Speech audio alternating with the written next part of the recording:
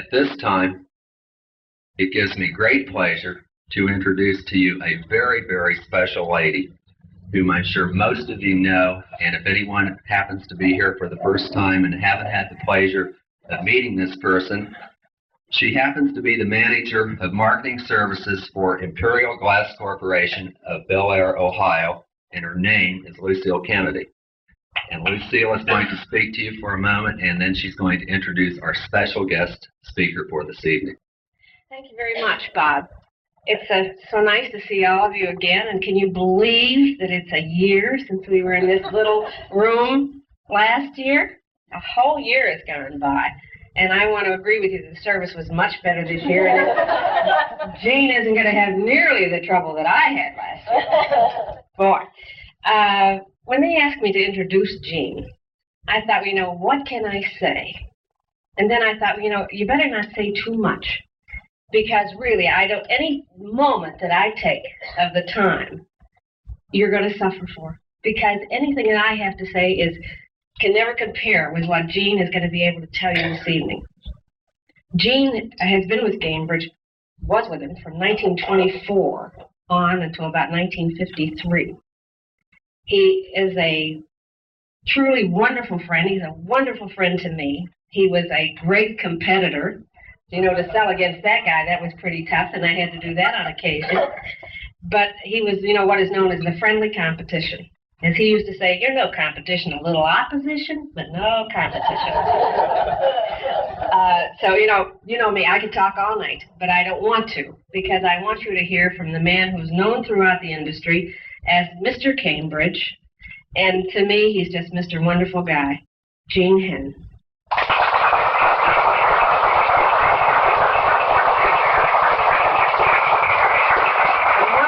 Words, please, ladies and gentlemen. Much, Bob. Let's wait until Jean gets through. You're going to have 1,000 questions. Make notes and ask him all these questions with you again. And can you believe that? Thank you. Well, being human, I'll start with graciousness, and I want to thank the president of your club, your committees, and all the wonderful people I've met here. I do not think it necessary for me to enumerate their names. You all, each and every one of you, know to whom I'm talking. And all the ladies involved, you've made me feel a great sense of gratitude for inviting me. Now, where to begin? I do this with great trepidation for two reasons. They shouldn't startle you, but I always hesitate to speak at a late hour after people have enjoyed a delicious meal and they get into a languid, languorous lassitude which comes naturally with digestion. And then the matter of time. We all get tired after having struggled through a day such as today. I never saw so many queen bees at work. And I enjoyed it, truly. So that was part of my trepidation. The next fear I had before I got up here was to find on my table a pen from a funeral.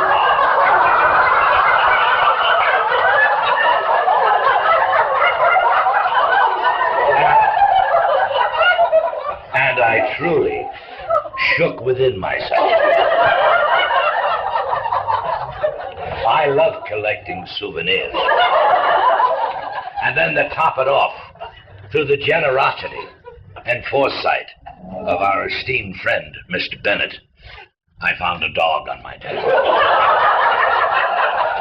Now, after those sequences, you can understand why I'm reluctant, hesitant, and also loaded with trepidation. But your laughter has helped dispense my fears and restored reassurance. With those few words, I'd like to make a few remarks. Now, you must realize that many years have passed since I was in Cambridge. I hope you have the hearts and minds to understand my hesitancy in coming here was completely wiped out due to the love and sweetness that dear Lucile has shared with me. I say this touchingly because that is a fact. But through her encouragement and the few correspondence I've had with the members of the club, I decided to shake the things that bothered me all these years. The deceits and practices that occur in business relationships to those never who were disloyal, but those that were and are. Now, I naturally harbored a great deal of malice and considerable justifiable means of attitudes, rather, of vast dimensions, because the traumas that I went through naturally left me bitter. Somehow or other, I find myself tonight, I was analyzing myself, and I feel as I stand before you like Dionysius felt in Homer's classic epic, The Odyssey. Through all his years of travel and his adventures, after 10 years, he returned home. That's how I feel tonight. I, too, am home. I hope you get the simile. With that out of my mind, I also, while my butt was being bruised on the bus, you don't mind alliteration because I think it's very good. I made a few notes. And not that I need them, but I thought that it would be choice and select to touch upon these notes. And as I traveled through your midst today and met so many charming, warm people, I just felt then so rewarded. Now, in order to give you some of these things, I must ask your pardon if and when I'm obliged to use what I always think is not too pleasant, the personal pronoun. It's impossible for me to tell you some of these things without my using the word I. And if I should, and when I do, it's loaded with modesty. And I mean that. Now, the first thing, in 1923, I was just then on my own pursuit of happiness and independence, and I took a job, very interesting job, in a wonderful concern by the name of Duparquet, Huot, and Menou. Not Manure, Menou. And they were three French families who invested in America in this very interesting business. They were the tops, the artisans of hotel construction, kitchen construction, and also services like glassware, dinnerware, and so on. Fortunately, tonight, by mentioning this to my dear Lucile, she recognized part of the name, and that made me feel good. Well, anyway, I was there a short while when one day I had felt a tap on my shoulder, and it was by a very fine man whose name was Ollie Graham, a native of Wheeling, West Virginia.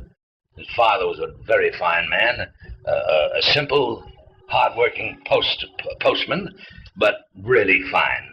They were Scotch and a wonderful family, and they certainly produced a wonderful son who took over the destinies of the Cambridge Glass Company in New York. Now, he tapped me on the shoulder and asked me if I'd be interested in joining the Cambridge Glass Company. Now, I mention this because this was my entrance into what turned out to be rather a Hall of Fame. Now, I was hired for 3 days. I was in the office just looking around, more or less, perusing, curious, nosy, whatnot. And Mr. Bennett, A.J. Bennett, came up to see the man who he was hiring.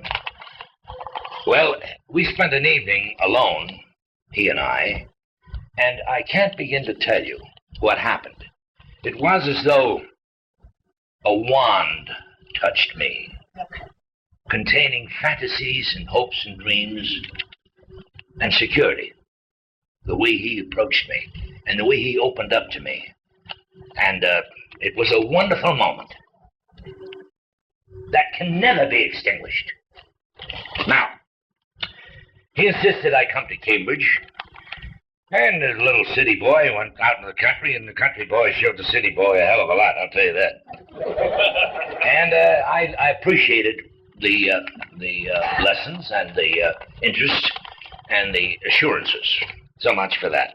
Well, I met their good old Claire Kelly, who was then the soup factory superintendent, and he was very interested in glass formulas and glass technology. He was a very curious, interesting, able man.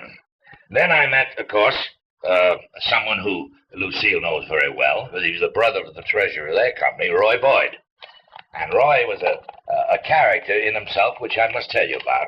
He was short, very thin, smoked stogies incessantly, and was really a character out of Dickens's works, a Uriah Heep. He could stretch a penny further than any man I ever knew, and hold it tighter. But he was a wonderful fellow once I broke through that barrier of suspicion and doubt. So we became very close, so much so that on one rare occasion, unknown to the rest of our salesmen, he invited me to partake of his private stock, and we did. Well, I thought I could handle it pretty well, but good old Roy gave me another lesson. So with those few remarks, I then must tell you, I met another man who had within himself things that really, you people who are putting together a museum should copy, imitate. And these were the qualities he had. He had a fierce pride in what he was doing. It was very difficult to talk to Herschel Hancock when he made a cutting subject always to your suggestions, and he thought it was final. Even though you found something faulty with it, his pride would not permit it. It had to be that way. And regrettably, he was so forceful and so able that management tended to bend too much in that direction. Because frequently, an improvement could have been made, but pride, you know, prevents very frequently improvement, even within ourselves. Pride prevents humility. Anyway, I learned to love Herschel Hancock because of his doggedness, his stubbornness, his determination, his feeling that this was right. And he let nothing stand in his way. Now, I'm going to touch on this a little later because I want Lucile to hear something about 3 cuttings he made, which today are the livelihood of at least 200 German skilled mechanics, skilled workmen in cutting. These 3 Cambridge patterns are being made today in Germany, and they can't produce enough of them.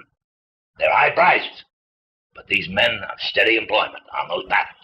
And they were conceived through the connivance of Jean and Herschel Hancock. Now,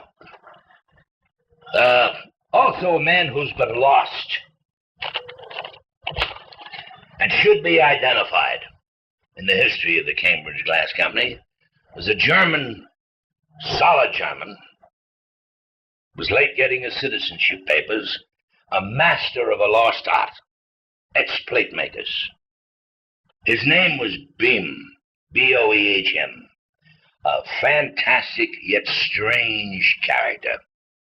He was very tall and thin and lean, and he had eyes on him that would see right through you. That's why he could make these plates so beautifully, because to make plates you have to have double sight strengthened to do this engraving with a steel tool to engrave on steel. And he made your Rose Point plates. He was the man that created Wildflower. He was the man that made Diane. He was the man that made Chantilly. He was fantastic, the best in the business. He died humbly and has been forgotten. But Behm really put Cambridge on the map. His plates, when they made them, they made steel plates. And when you apply etchings, they're done and semicircles or half circles, and they're pieced. And his method, the way he made these plates was so precise. Well, it's typically Teutonic to be precise. That's the way they are as a people. Thank God, because they're a testimony to what preciseness means. Now, with touching on the background of that, A.J. one day come over to me, and he said, Gene, what do you know about the Pearpoint Glass Company? Well, fortunately, due to New England connections, I knew a lot about the Pearpoint Glass Company. And it was rather surprising to Mr. Bennett because I was very young, and how would I know these things? Well, if you search, Greeks have great lessons for us through their myths, their civilization. They talk about the fellow that had the lamp at night when, walking around. Well, that's what I used to do at nights, and I found a lot of things out traveling around by night. And it was through one of my peregrinations that I met a man who was the son of the owner of the Pearpoint Glass Company at that time. And I got into the factory and saw what they were doing. Now, there was a lesson in this. The Pearpoint people had 4 factories. They suffered from largitis. We want to get too big sometimes, and greed tempts us to enter other fields which we should not stray into. But they did, so they had a tremendous lamp business, tremendous silver factory. I know none of you ever heard of Pearpoint Silver, but it's fantastically beautiful. And they had this beautiful glass plant. Well, A.J. asked me if I knew about him, and I told him. He said, Gene, they make a ruby up there. Have you ever seen it? I said, yes. He says, where? And I told him where. Now, the reason for this interest in his part, he had his early training through a great jobber, great in their day, by the name of Jones, McGuffey, and Stratton. Those days, many glass people did not have their own sales forces. They depended on jobbers to do the job. And Jones McGuffey were the strongest in New England. And Mr. Bennett also was trained at the retail level in the Jordan Marsh. And he learned executive management and how to handle people and so forth. That's what he learned there, merchandising and so forth. Well, anyway, being in New England at their heart, that's where his heartstrings were. That's where his wife was from. He was interested in having known about Pearpoint. So he asked me, and I said yes. So anyway, we managed to get a sample of the ruby. We didn't purloin it. Nor did we bribe someone to give it to him, to get it for him, but we managed to do it surreptitiously. Well, when he saw it, he said, I'm going to make that a ruby. And he played around for a handful of years, and believe me, for me today, now, Lucile knows what ruby is, and her own factories made it, and so on and so on. But in my humble judgment, a ruby can change its nature by the way it's transmitted. If it's transmitted or transformed into blownware, it somehow or other can hold its color more uniformly than when you press pieces of glass. It tends to settle and get very dark and black. Or in coloring it and flashing it to bring it out, to bring the color, the depth out, it sometimes gets orangey. Well, Mr. Bennett finally mastered that, and I can truly say that in the overall production records of our ruby glassware, it was tops. I had a friend who I met on the road by the name of Dalzell, who eventually became president of the Fostoria Glass Company, and he and I got pretty chummy when we'd meet, though we were competitors. And he had a curiosity about this ruby, too, but they never quite were able to lick that problem as we did. So today, when I went around the various showrooms and saw you people exhibiting this ruby, I was just enthralled and so delighted to see it again, because it's the most tricky color. It's very feminine in nature. Very volatile. However, under strong manly management, it's controlled.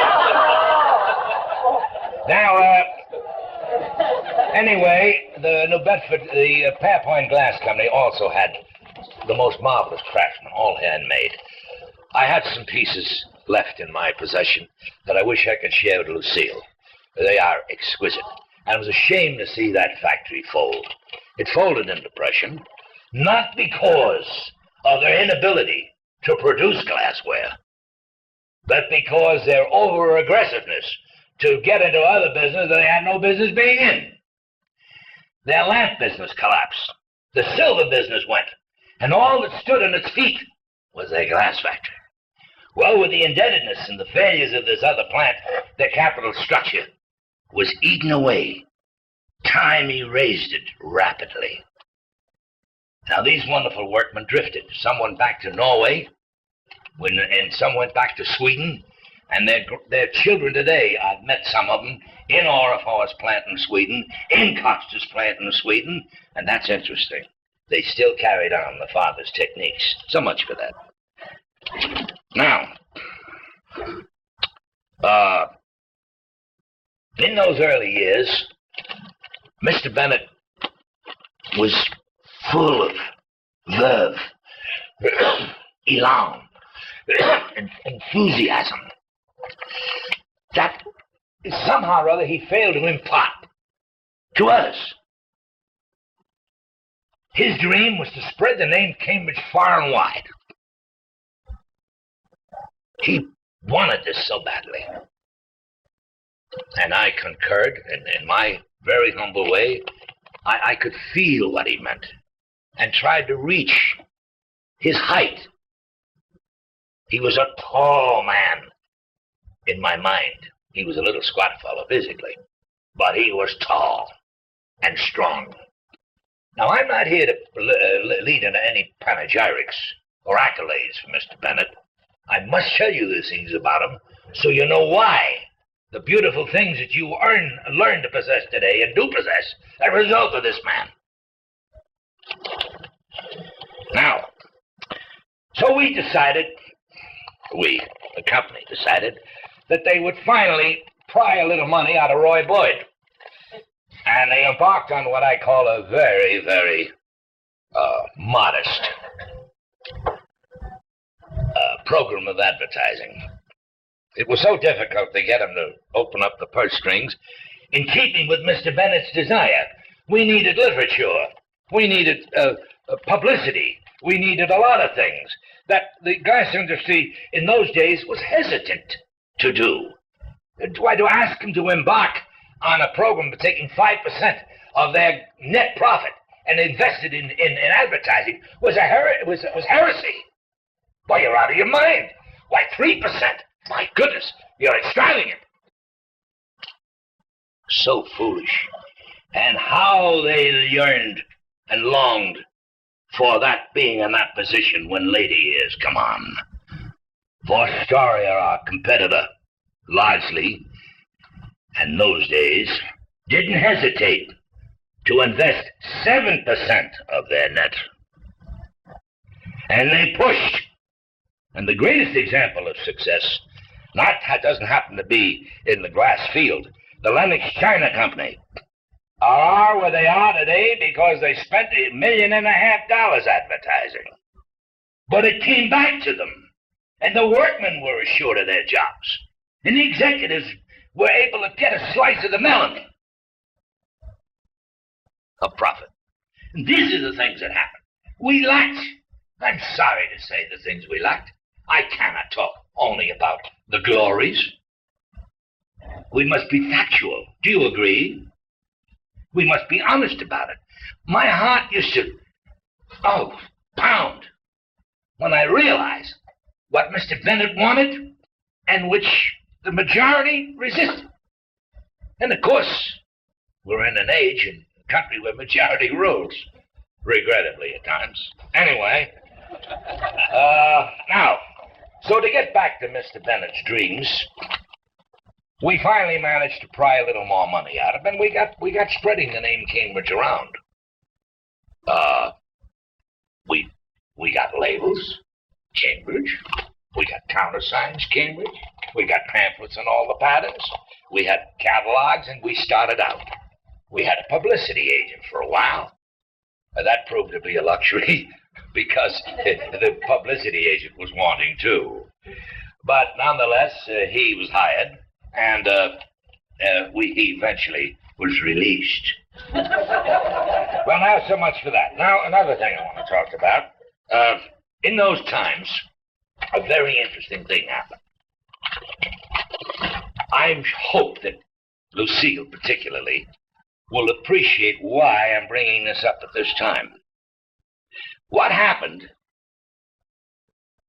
and was permitted to happen, against wise judgments to the contrary, relates to packing of merchandise.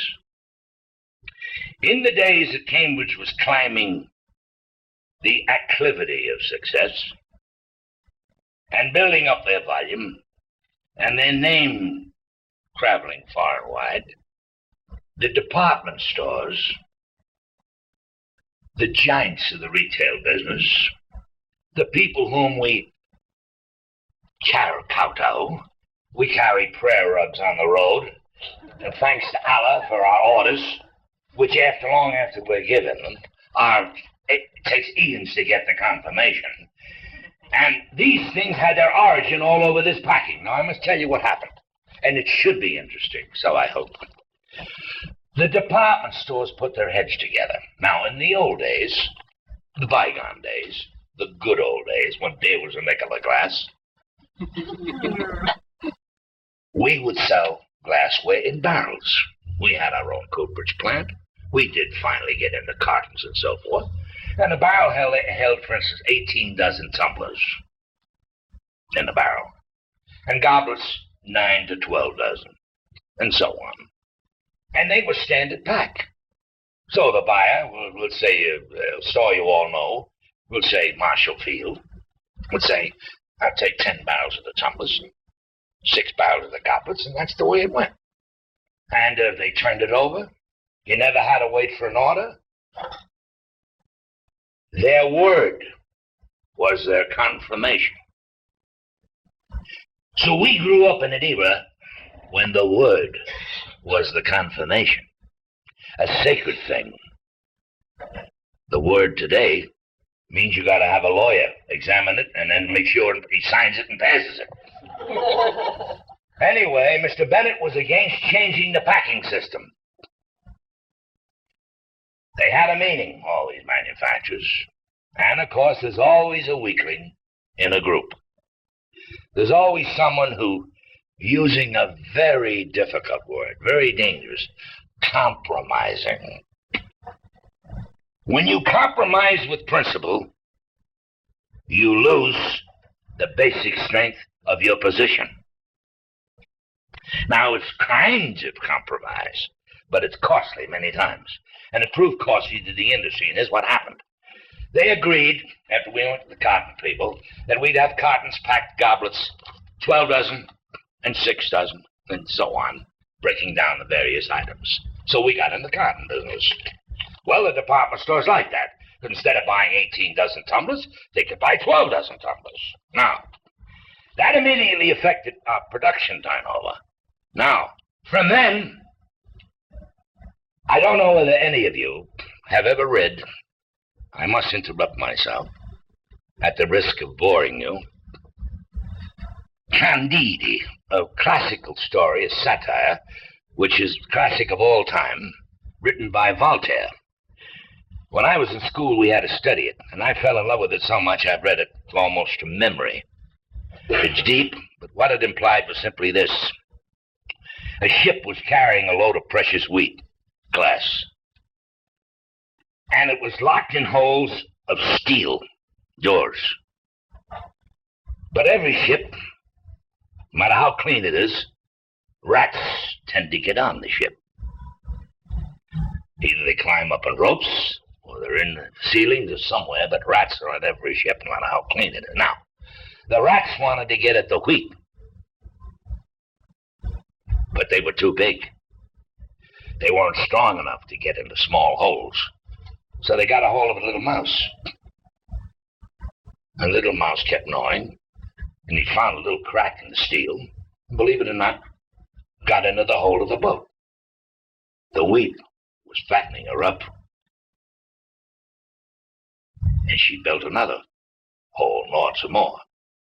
What they forgot was that little mouse was pregnant.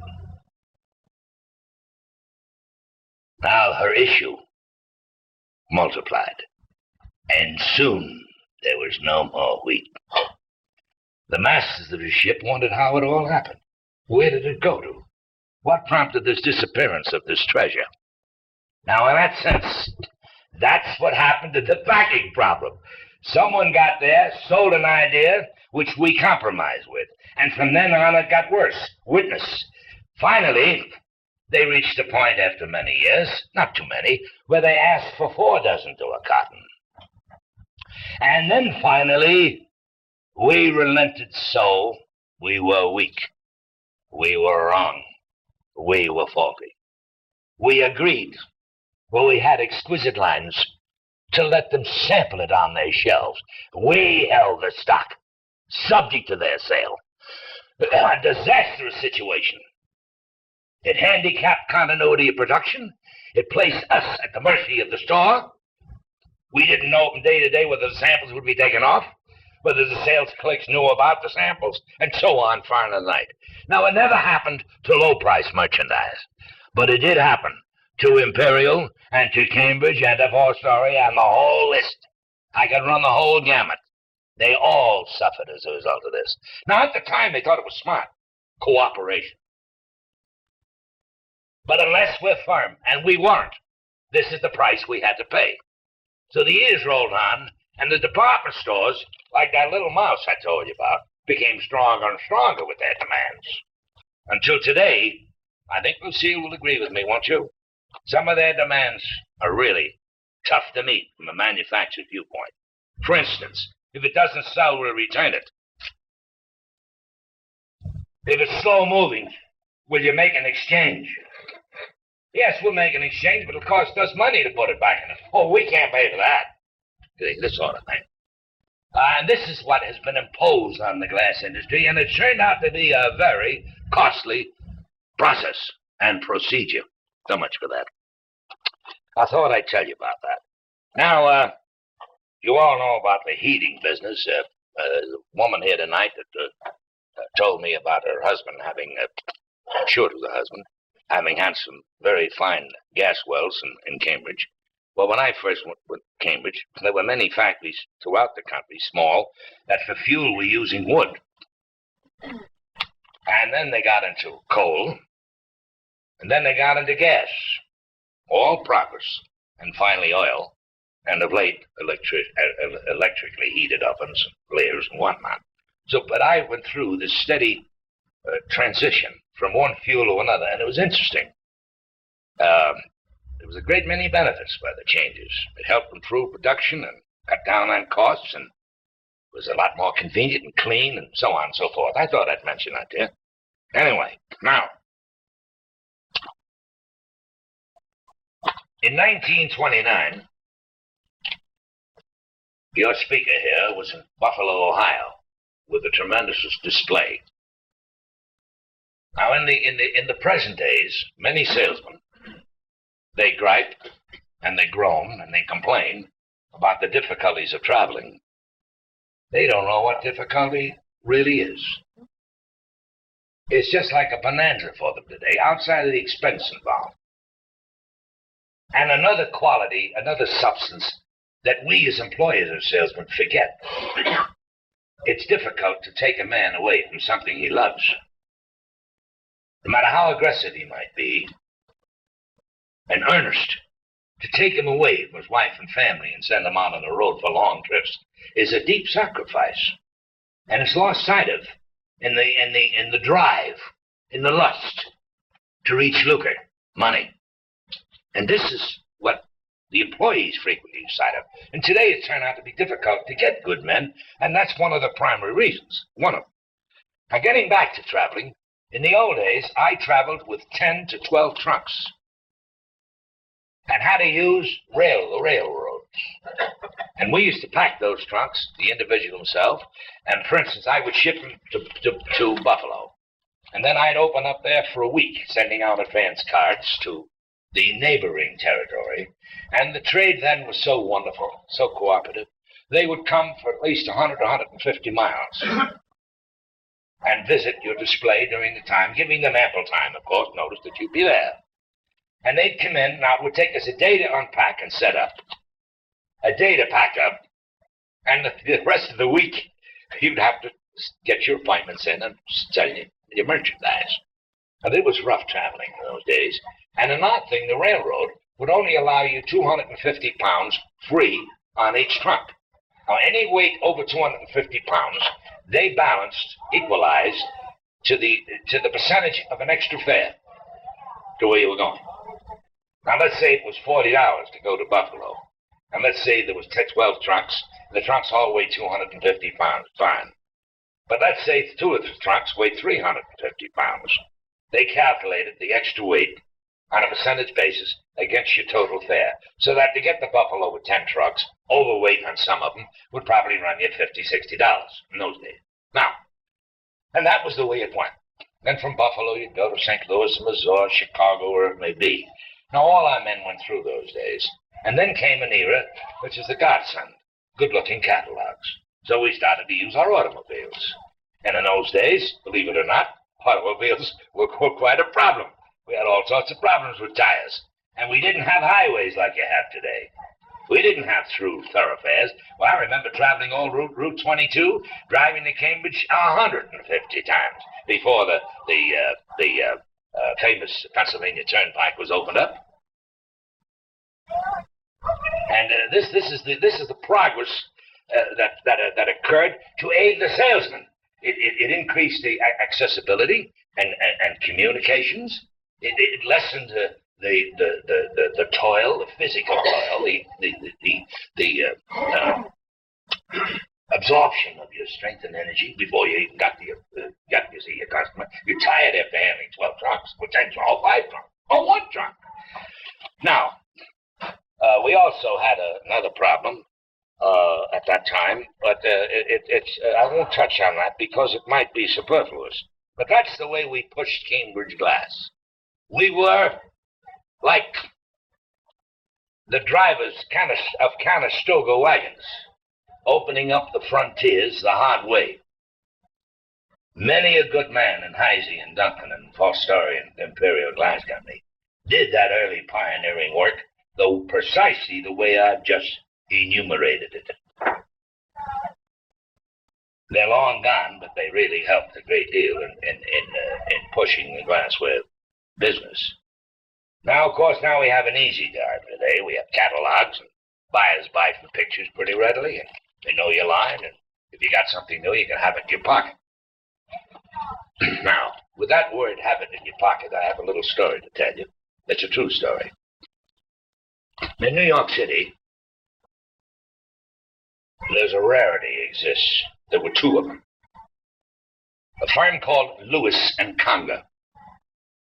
The Congers and the Lewises, the Congers passed on, but the Lewises were 5 brothers. And they had this magnificent 8-story building on the corner of 45th Street and 6th Avenue, New York, now called the Avenue of Americas. We got very patriotic at the time. Anyway, they were in a key location. And in the times I refer to, the butlers, the maids, the stewards were the people that shopped there for Madam's wants, the cooks and so forth. And they had the most fantastic assortment of the fine, expensive kitchen utensils and that sort of thing. It was all house furnishing, gadgets. And this may seem funny. They had toilet seats that were out of this world. And that's the truth. That sounds funny, but the truth. This is the way it was. It was a time of luxury. Now, their competitor was a famous firm whom Lucile knows, called Hammaker and Schlemmer. They're internationally famous. They started way down where old John Wanamaker was, and down in Cooper Square, New York, where we have an institution still remaining of genuine learning, Peter Cooper University for engineers, and they really turned them out. Very small, very private. At that location in New York, John Wanamaker had a very small store at the time I'm talking about, And a very excellent store by the name of Stewart was there. Now, Stewart, even in my time, a huge semicircular driveway. They'd come up in their horse and carriages and their automobiles. Madam would get out, always a doorman, and white, introduced to the store, and she was allowed to shop. Now, getting back to Hammock Plummer, their masthead, their identity was 7 little dwarfs, or 3 little dwarfs, busily at work. They held on to that thing, and you might not believe this, but they were offered $10 million in around 1937 and 38 if they'd surrender that calling card to a group that was interested in taking them over, because the owner of the firm suddenly took ill with the greatest enemy mankind has, cancer, and it removed him too rapidly from the earth because he was a wonderful gentleman. The most immaculate, dignified man has ever been my pleasure to know, barring none. Now, the reason I bring this story up is, in Lewis and Conga, they had a little Irishman about 4 feet 5, who was the buyer of glassware. And I was doing a fabulous business with Hammaker Schlemmer in those days. I mean, volume we were doing with that store in those days, and I'm not exaggerating, $40,000 to $50,000. I used to sell them 3,000 and 4,000 of an item that's in your line today that'll never die, the cheese preserver, which was retailed in those years for $4.95 in a carton, beautifully packed, gift wrapped by this firm, and they sold thousands of them. Today, it's in every catalog they issued during that interim of years, proving when you get a good item, give it all you got. It can give you more volume sometimes than a long line of odds and ends. Mr. Bennett, again, responsible for that item. Now, this Irishman I called on at least once a month. And every time I'd call on him, we had a salesman calling on him, too. He wouldn't even let him in. But when I laid my card, you'd always have to go and lay a card. And you'd look at it and say, yeah, well, I don't need anything. I don't need anything. I'm sorry. And finally we got talking as much as to say, well, will you sit down? He asked me to sit down. Now, I'm not exaggerating when I tell you that I called on him for 15 years. And I never had a smile, nor more than the most laconic individual I ever met. How do you feel? Mm-hmm. Now, if you can be any more brief and terse than that, I want to know what the hell it is. But anyway, pardon my vulgarity. This day I put a flower box in my pocket. You better get your larynx ready, because I'm going to give you something that's hard to swallow. But you know, life is full of surprises. And it's redeeming to believe in that, because when things are at its lowest ebb, that's when the good Lord comes along. If you're persistent and gives you what you want, which happened to me this day. So I walked up to him, and hello, McManus was his name, not McGuire. I said, Mr. McManus, I'm here again. I said, I thought you might be interested in this, and I laid the flower block on the table. Now, in those days, there was a flower show, the largest in the world, run every year in a huge palace called the Grand Central Palace, which is now solidly a government building. And that flower show was something you had to see. Every florist of any dimension at all was there. And the shows used to last 2 weeks. Then they cut it down to a week, and it's still going on. But it's lost, like a lot of good things, its quality. It's become a bit tawdry now. However, I laid this flower box on his desk, knowing that this firm of Lewis and Conga sold a lot of these people attending the florist show, other merchandise, like spades for your garden, rakes, and so on. He's in that business, too. Well, he looked at the flower block, and he picked it up in his hand. And he said, how much is this? Well, heaven opened up. And I took out a little pamphlet, and I said, well, now that size is the 3.5-inch size. That's $3.60 a dozen. And he said to me, what other sizes do you have? And I'm still on my feet. And he says to me, what other size do you have? I said, well, we have 2.5, 2 3/4, 3.5, 4.5, 5, 6. He said, you have 6 inches too? I said, yes. He said, won't you sit down? Put that down. He reached in his drawer, pulled out an order book. Now, I asked you to swallow this, because I couldn't believe it. He said, I'll take 300 dozen of the 2 1/4 inch. 300 dozen of the 2 3/4. Now, this is the kind of an order. I walked out of there with the biggest, largest order that Cambridge ever sold on their flower box. Mr. Bennett wrote me a personal letter, which was in my files, which fire and flood destroyed, that I wish I had to present to you tonight. He was so joyful. Rightfully so, because that was not only the first order. I thought they'd be stocked for 5 years. But Henny was out of them in no time. And I even questioned him. I said, Mr. McManus, you sure of your inventory count? We never make a mistake. Do you want this order? You know, he's kind of a brusque guy. Well, after doing business with him for about 3 years, he too passed away. But then all good things do, don't they? Anyway, so much for that little story.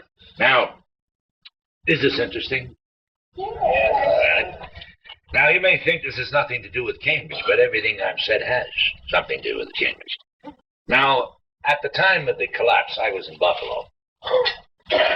And the very day I got the news, I was called from New York. I happen to have had at the time some investments, which were the result of a legacy from my father to share with my brother. And we had invested it in very sound stocks. I believe you've all seen pictures, perhaps some of you might remember, but we had the famous Fifth Avenue bus company in New York with the upper deckers and the huge buses with a circular stairway to mount and so forth. And in every bus and every subway train, in every car, you'd see this ad. The House of Strauss never fails to pay a 6% dividend. And it was true. But suddenly, they not only failed to pay the dividend,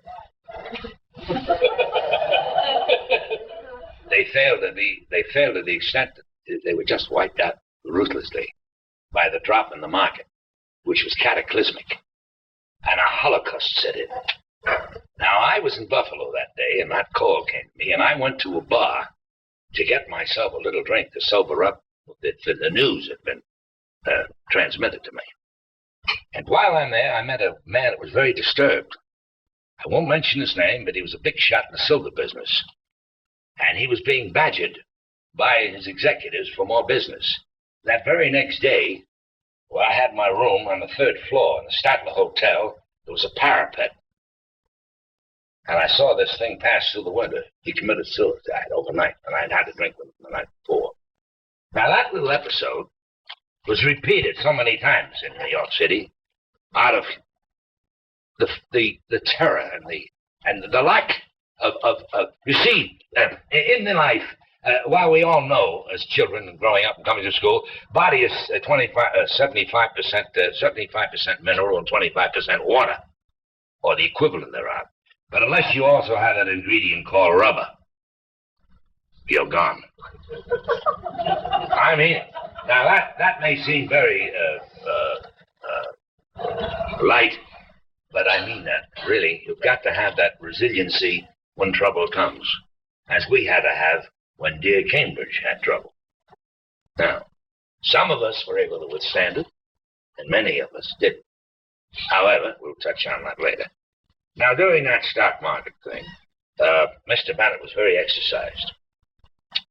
And he called a special meeting, and we had to, he put out what we call a ukase, an edict, very firmly.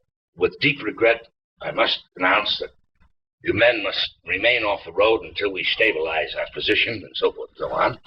Hey, it was very beautifully put, with a sense of their needs, but a desire to get his house in order.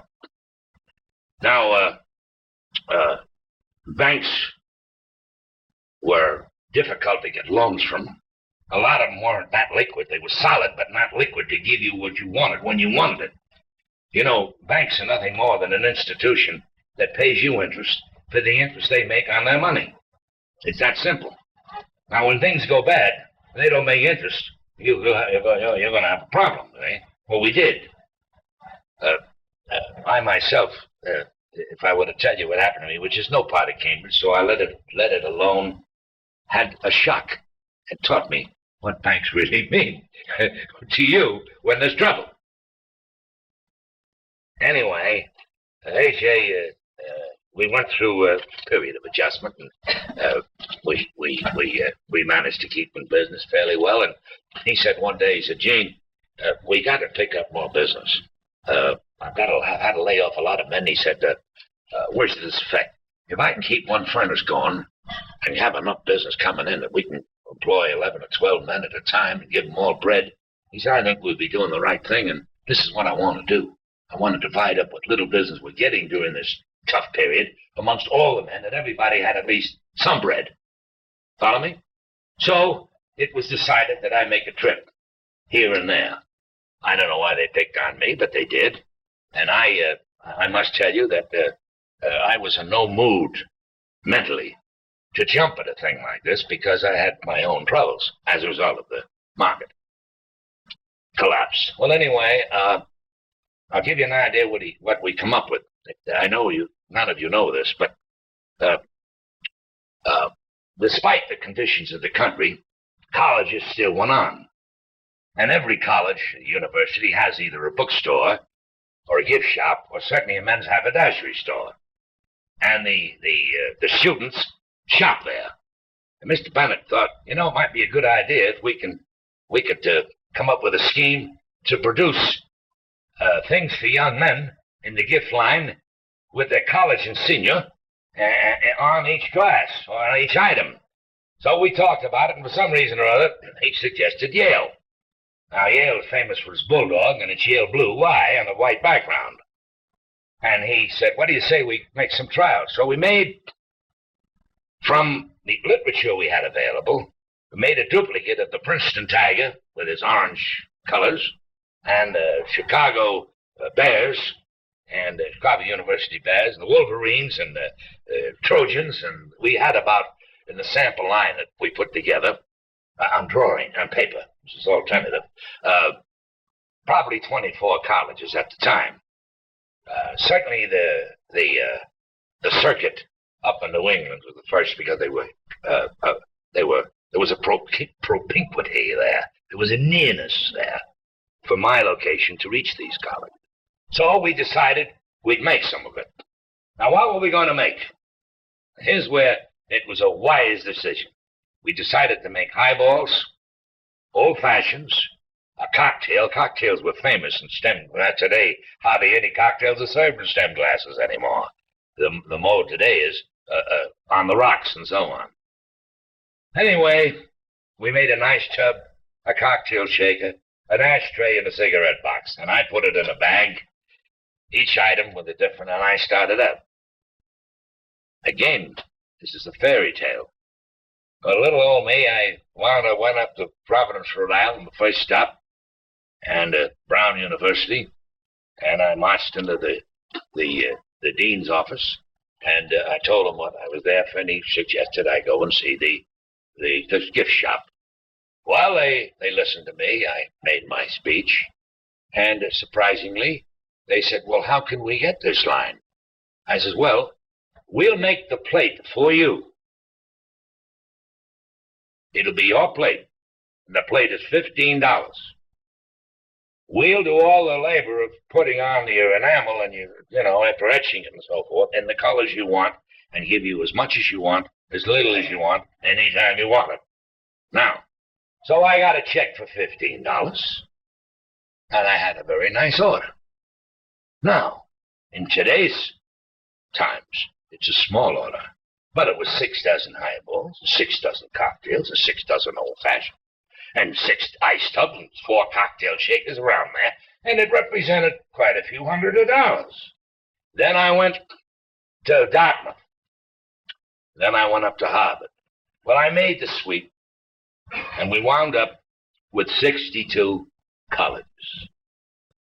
And we had a nice little volume to keep the decorating department busy. Now we had another problem. How are we going to keep another department busy? And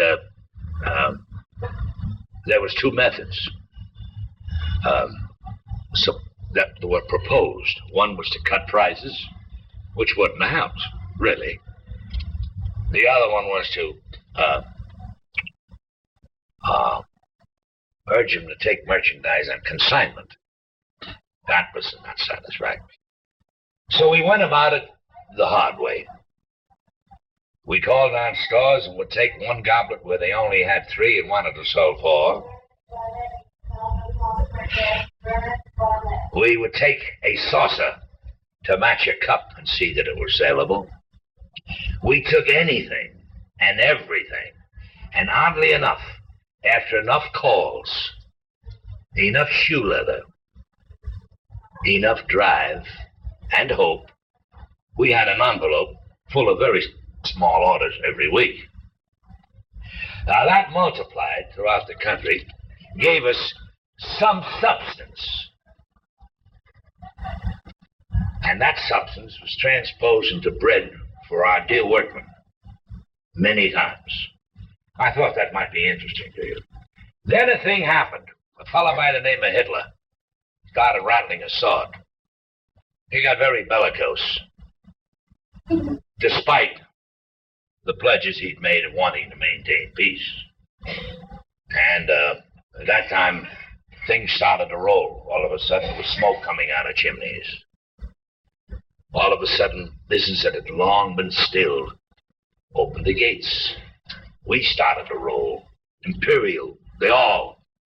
And it rolled on and on. Now, as the war came on, material shortened up to such a degree that competing materials in the gift field were completely evaporated. They disappeared, like the silver business. They couldn't get much silver, if any. The metal business, like brass, copper, aluminum, couldn't get it. So the glass, being easy to get as far as materials are concerned, outside of chrome dyes and steels for molds, that was a little tough. But to make glass, plenty of silicate of soda around, plenty of this and that. So we were able to keep going then. Now, what happened then, we ran into rationing, and that was a very difficult time. We had to figure out, I don't know what Lucile's experience was, I know she remembers these years, how much to give, whom to give it to, when to ship it, and so forth. Now, what that brought in was the temptation to favor buyers that were kind to you, as opposed to denying sufficient merchandise to people that weren't kind to you. The human element came in here. Those that took care of my bread, I'm going to take care of theirs. So it caused a lot of disruption in the business. We had no Solomon to know to whom to hand the baby. We had to use our limited human judgment. I'm glad to say that we did a pretty fair job of handling that problem. And the workmen they're just as busy as could be. And we took off. Wow, it was beautiful. But it brought in another problem. The salesman could only go on the road once a year. Because when the shipment was made, there was no more reason to contact. He had nothing to sell. Other than if he wanted to spend his own money, go 500 miles or 1,000 miles or 200 miles to see the buyer to ask him how he was doing. So it brought in lassitude. It brought in a weakening of the drive that men need to keep at a tempo. When things are good, we tend to slacken, which is wrong. And that's what happened to our sales organization. So we subsequently had to pay a price for some of that unsettling, human, natural condition. Now, by this time, Mr. Bennett was tiring, and I'm saddened to have to repeat this, but one day he called me, and he said, Gene, I'm down at Ventnor. Now, Ventnor is a lovely city, right as a suburb of the famous Atlantic City. And they had a beautiful home there, a very southern in structure, antebellum type of thing, beautiful home, very well kept.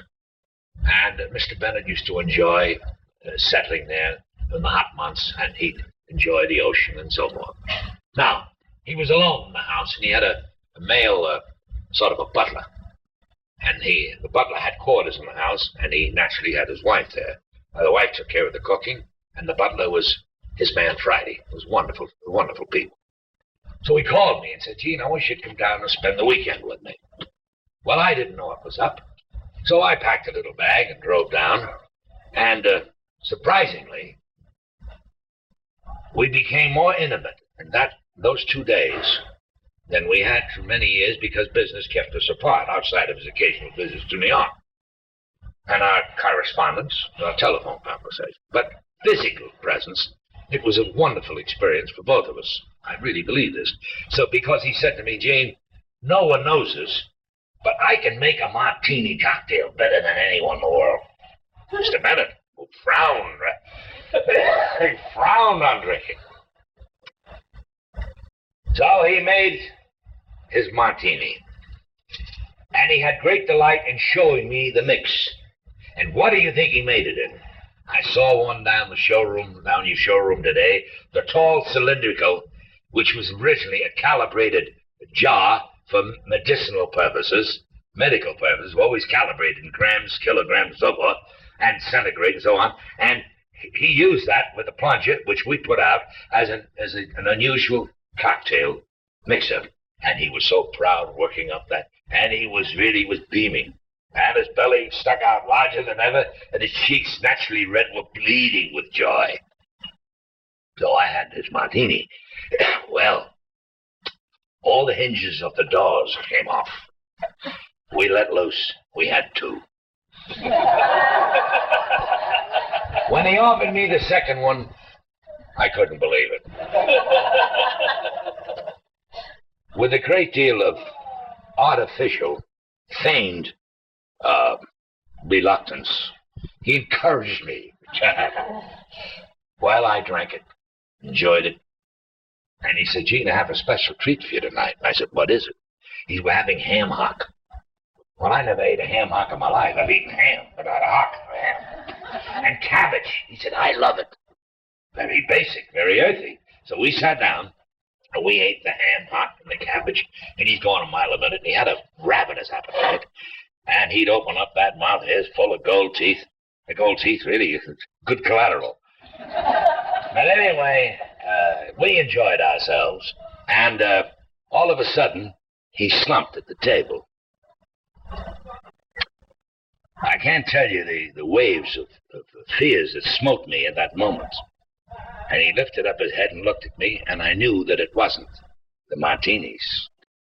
He'd suffered a mild cerebral disturbance, which later was confirmed through his death, untimely death. Great loss, irreparable, to the stability of his company. You know, it's very difficult to replace a good man, just as it is a good woman. Very difficult. Since we were in this little room last year, a whole year has gone by. And I want to agree with you that the service was much better this year. And Gene isn't going to have nearly the trouble that I had last year. Boy, when they asked me to introduce Gene, I thought, what can I say? And then I thought, you better not say too much. Because really, any moment that I take of the time, you're going to suffer for. Because anything that I have to say can never compare with what Gene is going to be able to tell you this evening. Mr. Orme had been given the presidency before Mr. Bennett's death.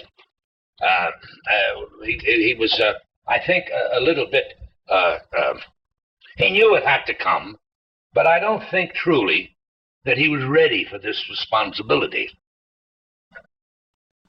But he took it, and he was a very fine, genteel, liberal man. But never a real sound administrator, such as we needed going through the subsequent hours of trial. When you are liberal during times of trials and tribulations, you suddenly emasculate yourself, your strength. You must be firm, human, but firm. And this was a slow, insidious deterioration that took place, which I am not laying at anyone's feet. I'm merely laying it at the time of the event, which slowly became evident as we went on. His most trusted lieutenant,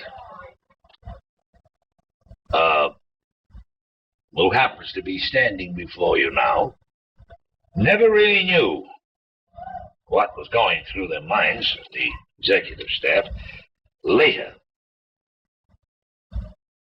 But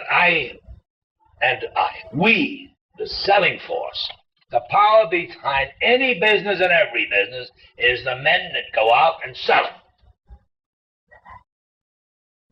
No matter how powerful IBM is or the United States Steel, you have to sell it.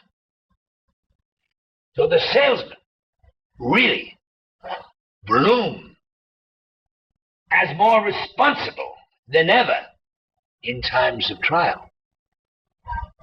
When it's a seller's market, it isn't seen. It isn't felt. It's something like faith. You know, faith is not in the things that are seen. Never. It's always in the things that are unseen. And in that sense, these salesmen that I'm talking about were really wonderful group.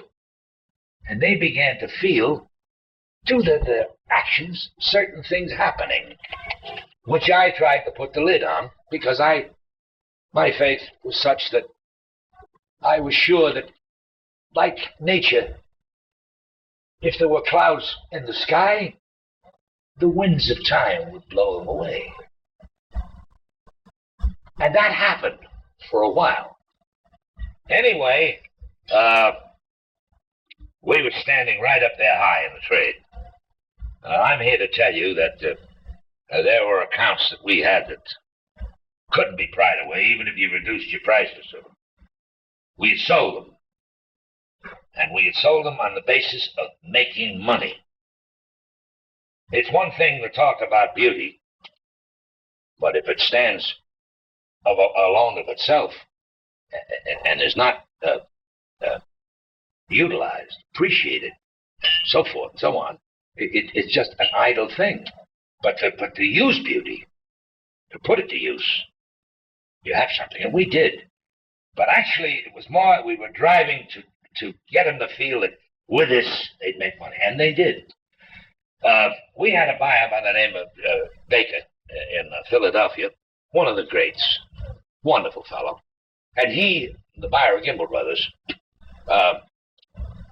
commenced on this theme that I'm telling you about, to buy Rose Point goblets of 12 dozen at a time right down the line. The last year I left with Mr. Baker, incidentally, I was elected to MC a testimonial to him long before he died.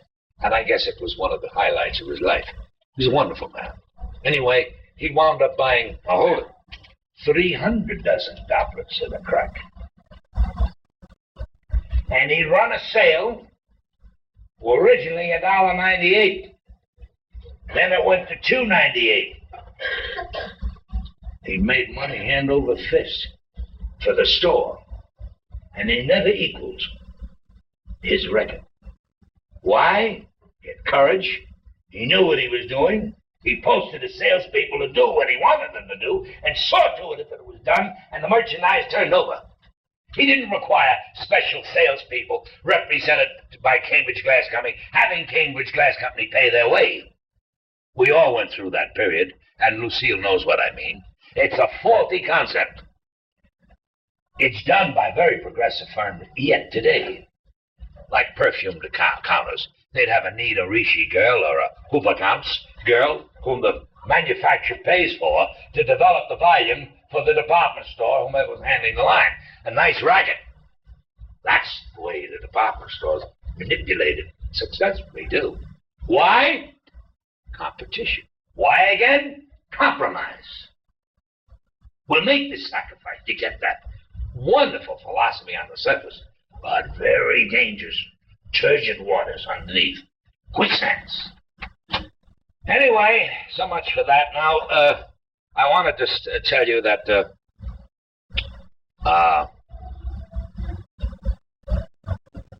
we were pitching for quality control at a time when most factories weren't thinking about that. They were thinking about how low they could price it and make a profit. They were thinking about how much volume they can get. A lot of things, all necessary, of course. But AJ and Orm kept that quality. They wanted to make it as good as they could make it. And that's one of the reasons why you people are in love with it today. You see, there's something in it. Aside from the memories it may conjure up in some of your hearts, or those who are just merely collectors, they recognize the beauty of it. It's a moving, lively thing that you see today. But the reason that's so, and while it moves within you, when you long to possess it, is not only because of its beauty, because of the care it was given to it in making it, and selecting it, and finishing it. Now, with quality control, we ran into some troubles. Someone asked me tonight, would I please tell them the story of the Cambridge Square? The Cambridge Square, when it was born, created a sensation. And I'm here to tell you tonight that the finest museum of modern art is located in New York City. And they're very scrupulous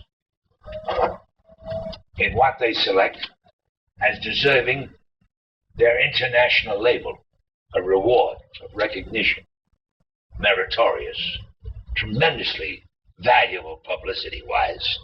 And they elected to award Cambridge the award for modern design. Well, we had a couple of million of their labels, so we were sticking in our glass as fast as we could make it. Now, again, strangely, this is no fault of anyone. These things happen. Certain localities were so hungry for the Cambridge Square that we couldn't get it to them fast enough. Other localities that liked it and were really sold on it or pushed into buying it, sways, that we say, they, with honest effort, couldn't turn it. It was a little too advanced. It was proving that segmentally, no matter how good a line is, you run into opposition. Now, it can either be born out of prejudices, or born out of mores, born out of our habituated existences. Now, why, for instance, would Boise, Idaho love it? And why, on the other hand, would a very promising growing state at that time, Missouri, reject it? Why would St. Louis hesitate or have a problem turning it over when Chicago couldn't get enough? They're both cosmopolitan cities. These are hard things to answer. And the salesmen were not at fault. The buyer was not at fault. The public just threw up its feathers back and said, we don't want this kind. But nonetheless, it was a fantastic line. Now, what gave it birth? During the years that the Libby Glass Company grew, because of their machine-made advances, technologically speaking, they managed to put the good handmade factories out of the tumbler business and pretty much the huge bar business that we enjoyed. Now, let me digress a minute. Am I talking too long? Tell me. No. Because if you are, I have to close it. I want to be very considerate. Now, don't be polite, tell me, because I too can get tired. But anyway, if you let me continue, The Libby Glass Company captured this field, hands down. Now, we had to make up some of that value. In fact, we got very busy doing it. Illustration, Bryce Brothers, a very wonderful factory, lived for many years on their bar goods business. It was not an uncommon thing to go to the finest hotels, golf clubs, or inns, and you'd see nothing but Bryce Brothers glassware in the bars. They didn't think anything. Pardon me. I'm serving you in the glass, a highball glass, worth 75 cents or 60 cents. In those days, a lot of money for glass. But times, they found out they could get it for a nickel at a dime. So what happened? That business went.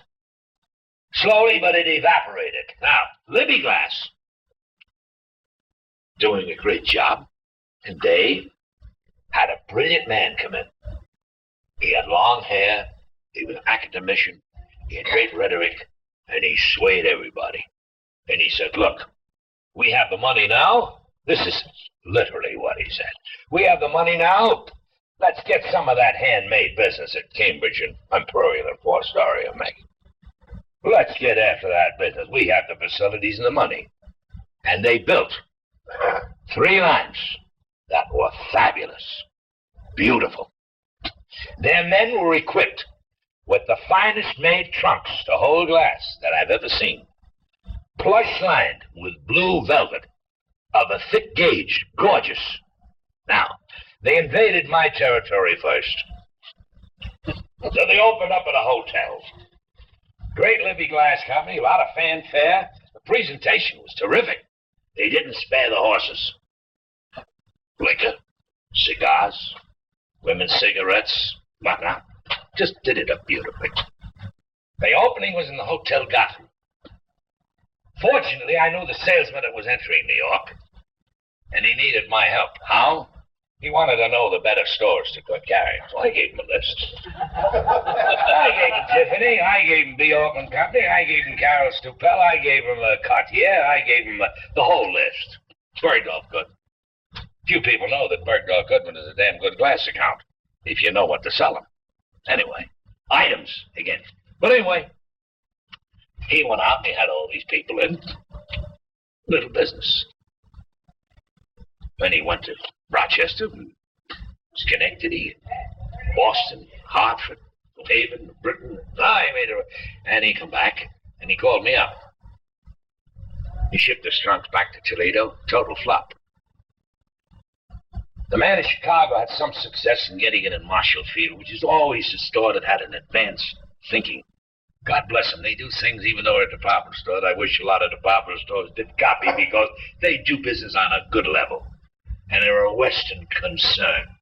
You know, these Easterners that have their nose up in the air, and I'm from the East, really, have a hell of a lot to learn from Marshall Field and accounts like them. That's the truth. Now, anyway, in 2 or 3 years, they folded up. But when folding up, he had given me a little sample of their cocktail glass, a square foot with a nice shallow champagne-shaped bowl, and I had that in my possession. I went down to Cambridge one time to a meeting. Excuse my back. Didn't know you were there, dear friend. And you're so quiet. You ought to be one of those fellas that cut the hole in the boat and got out the leak. But anyway, I took that glass down and said, Whip, I've got something for you. Now, meanwhile, Heisey had made a great stroke. They created a line, sort of an oval shape and yet rounded, on a very tall stem, which was fluted. It was a beautiful line of merchandise, and it was a winner. I should have never let it go. It's fantastic. Today, they couldn't produce enough of it, and it's never been made and copied. Difficult thing to make. Beautiful. And I envied it so. So I decided, we're going to make something on our own now. So I showed him this cocktail glass, and to his everlasting credit, he said, Gene, it's beautiful. I said, now, here's what we got to make. So I sat down with a pen and pencil, and I submit I can draw reasonably well and reasonably accurately. So that the size was there and the shape was there and so on. And I remembered, well, I drew 11 items. We wound up with something like 30. But in the stemware field, there was 6. And we started out with that line, and I wanted it, the square base, cut and polished the way everyone. And I took it out, and I want to tell you, it was just like shooting ducks. Everybody accepted it. Everyone loved it. All of a sudden, after a year or two, we started to run into production problems. Now, they made it 2 ways. They finally got making it block molds, sort of an upside-down proposition, to have the glass free itself, and so forth and so on. Anyway, that worked for a while. But here I'm telling you tonight, we should have never abandoned lines like it, similar to it, which we had in our possession. The trend today, with the increase in prices on all types of merchandise, is begging for prices within your purse's reach.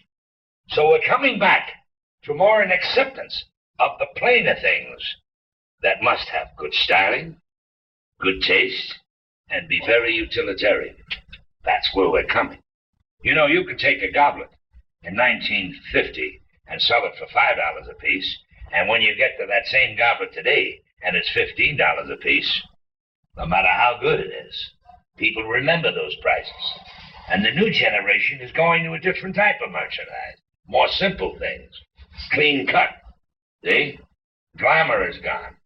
So that pristine, the Cambridge Square, are things that the market's hungering for today. And unfortunately, it's not available. But anyway, we were so proud of some of the things that followed. I had seen a blown piece made in Czechoslovakia of a 2-partition bowl. It was a regular type salad bowl, or slightly curved edges, about 8 inches wide, and about 4 inches deep, with this blown partition, which was blown upside down, but still a partition in the bottom of the bowl. So the utility here is the selling pitch. They can serve 2 kinds of salad, 2 kinds of dessert. It sort of appealed to the buyers because it was very functional. And that was the purpose of it. Well, it took off like Grant took Richmond, and the factory folded in Europe. Well, I got a hold of that thing and took it again to Mr. Hall. Jumped the gun on it. We made it. We made a 2-partition bowl and sustained in 3. We sold more than we ever delivered. Lucile and her executives discovered that we were having great difficulty in producing it, and they understood why, but even that could have been licked. But we abandoned it. After spreading it around, every smart store used it. It was a gourmet type item. Now, to pick up that word and stretch it, I showed someone today the flexibility, the wisdom, and the courage came. In Mr. Bennett's time, and even today, in the gourmet field, the better stores and the women and men who love the individual courses, like it's not uncommon with many people to make a full course dinner out of a plate loaded with good asparagus, to make a meal out of it, or oysters or clams, that sort of thing. And it's a big business when you get into it. On the surface, it looks limited, but it's big. And anyway, I had brought down the artichoke plate, an oyster plate,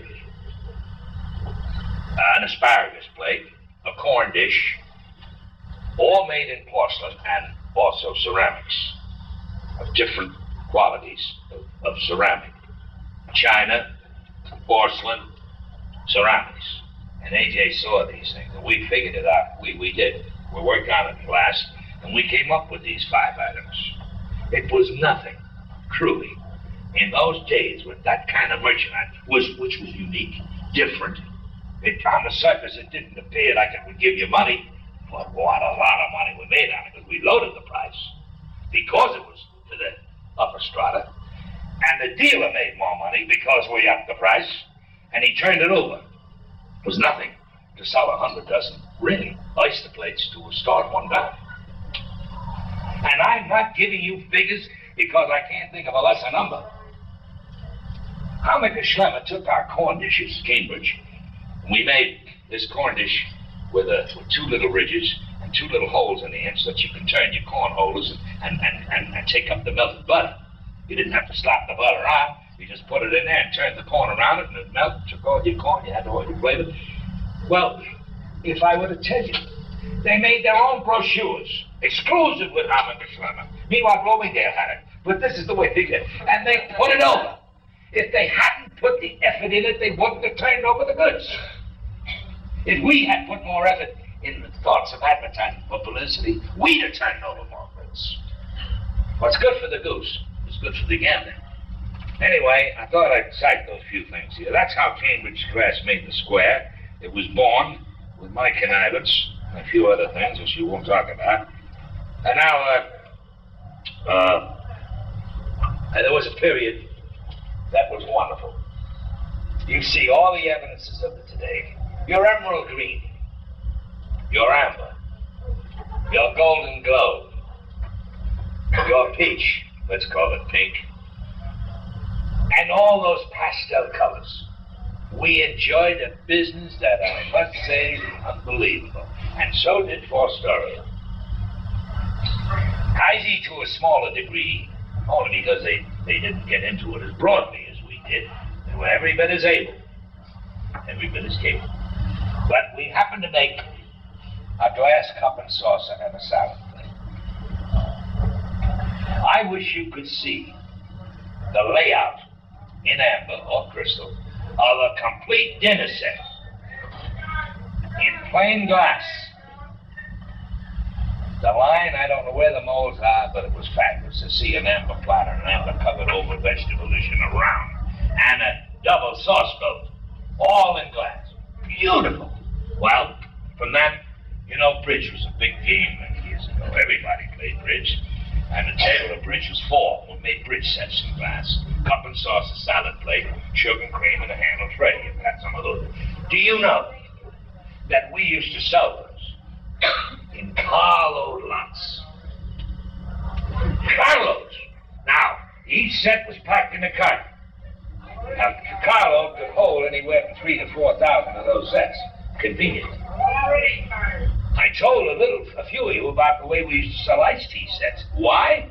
We've gotten away from seasonal selling. Today, everybody has jugs and tumblers. They don't know what the heck to do with them sometimes. But in our time, we did something about it. What did we do about it? We reminded the consumer that hot days were coming, and now was the time to get ready for it. And they did. The same with the fall. The same with Thanksgiving time. We all used to pitch some kind of merchandise for St. Valentine's Day. It wasn't just a time for sending cards and candy.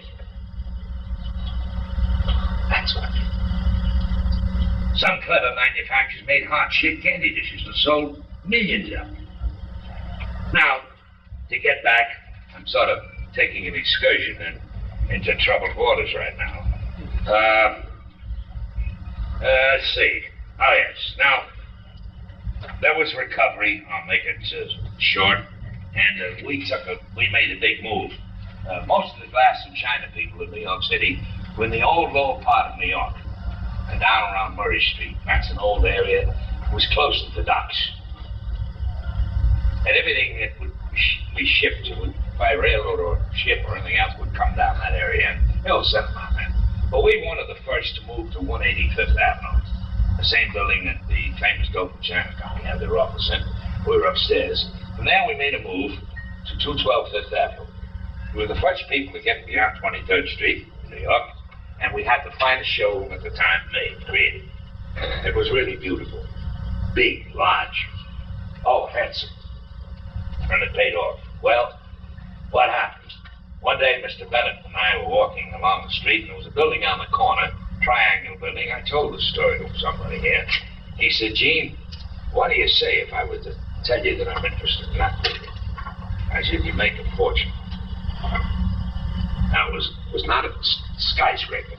It was 4 stories high. It's still there. Right on the corner where that little park is, Angular and Broadway and Fifth Avenue meet. You know that little corner? That building. And we went so far as to inquire from the agents what they wanted to sell the building for. That was occupied, but there was a sign stated. Well, when I heard the price, a $250,000 bond would have held the building, and the financing could have taken that building for a song. About 4 or 5 years ago,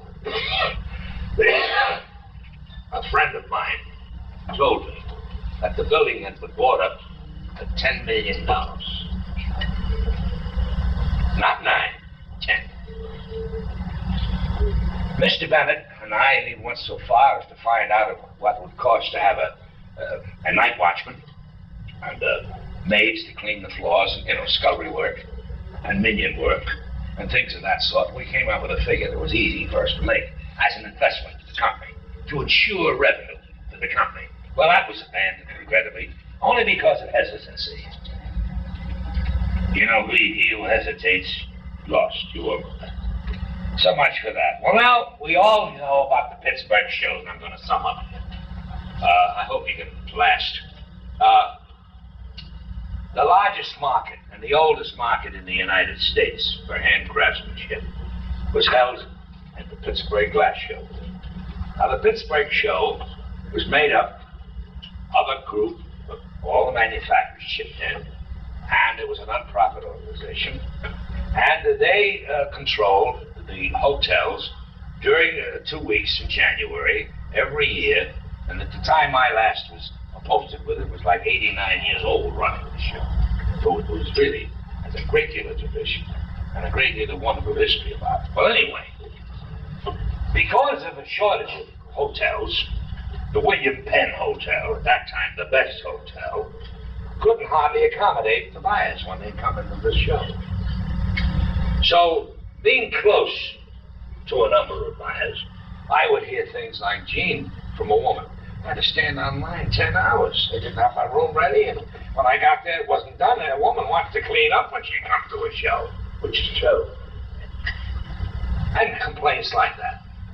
From then, another concept. No towels in the room. I never had to wait so long, and all this kind of constant gripe. Constant gripe about the hotels handling these problems and their indifference to them.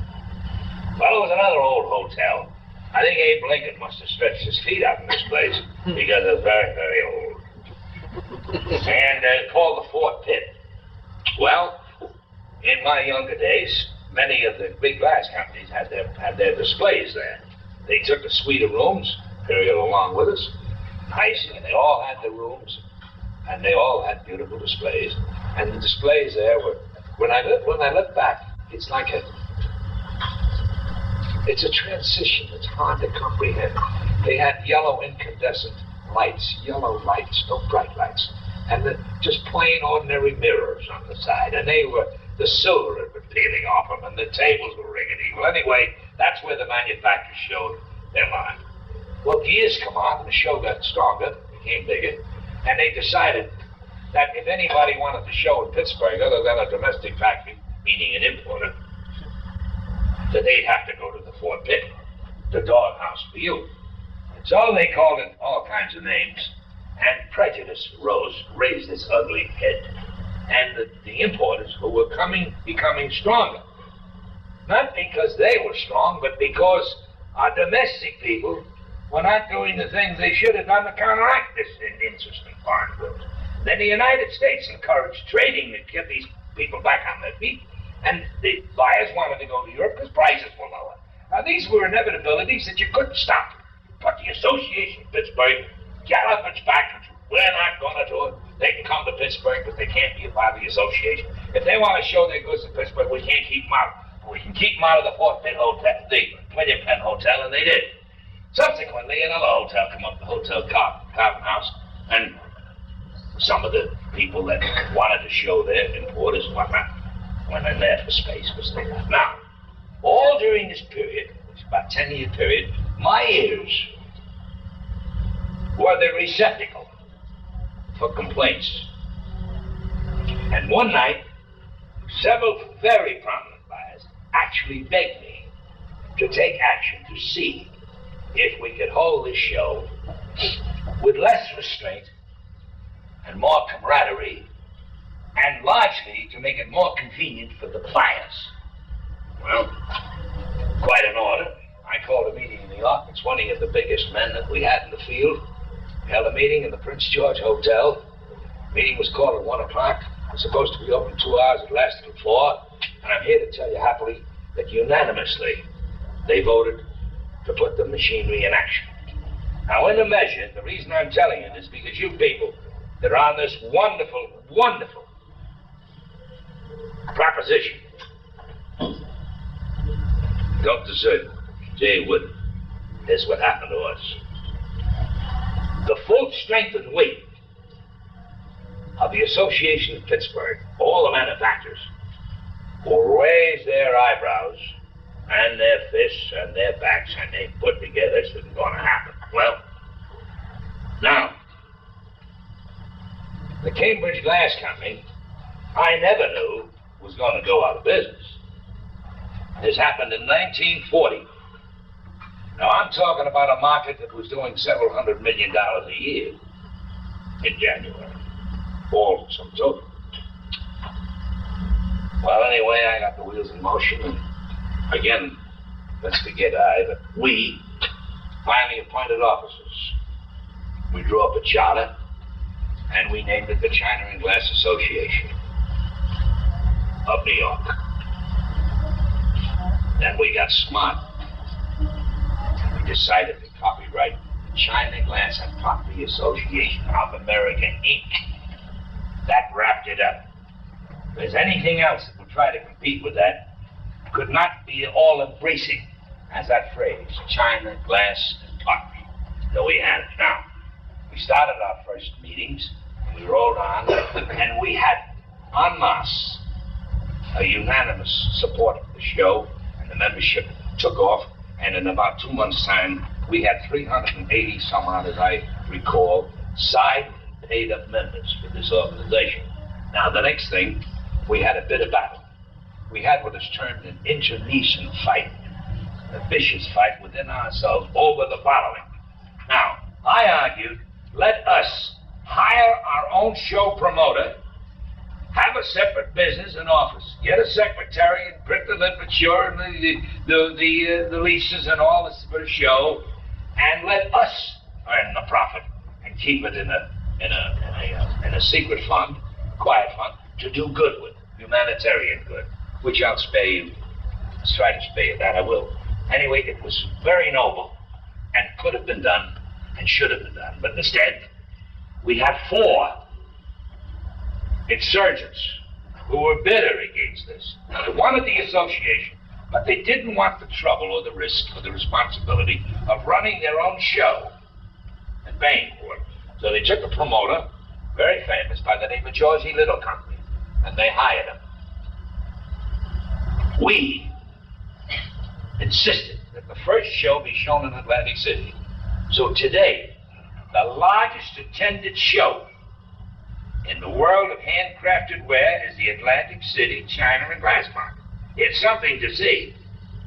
Ask her, she knows. And in volume, it's very, very big. We happen to know how it compares with the famous Hanover Fair in Germany. This is something. Now, the first year that the show management reported to our committee after the show run, they made $42,000 net profit after all expenses were paid. And the man running the show had the temerity, he's a much older man, I'm stand up and speak this way. I feel like a reluctant bride. Meaning, this wonderful thing had been offered to him, this happy marriage, but he was a little hesitant about accepting the responsibility. But now he was in the driver's seat, so they signed the contract that he would everlastingly run the shows. I won't tell you the beautiful melons they've had. Now, of course, our association gets a part of that melon, but it's very small compared to the larger portion.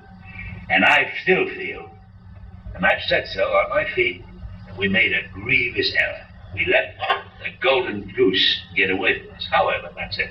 Now, I'm through about giving you points of interest, I think.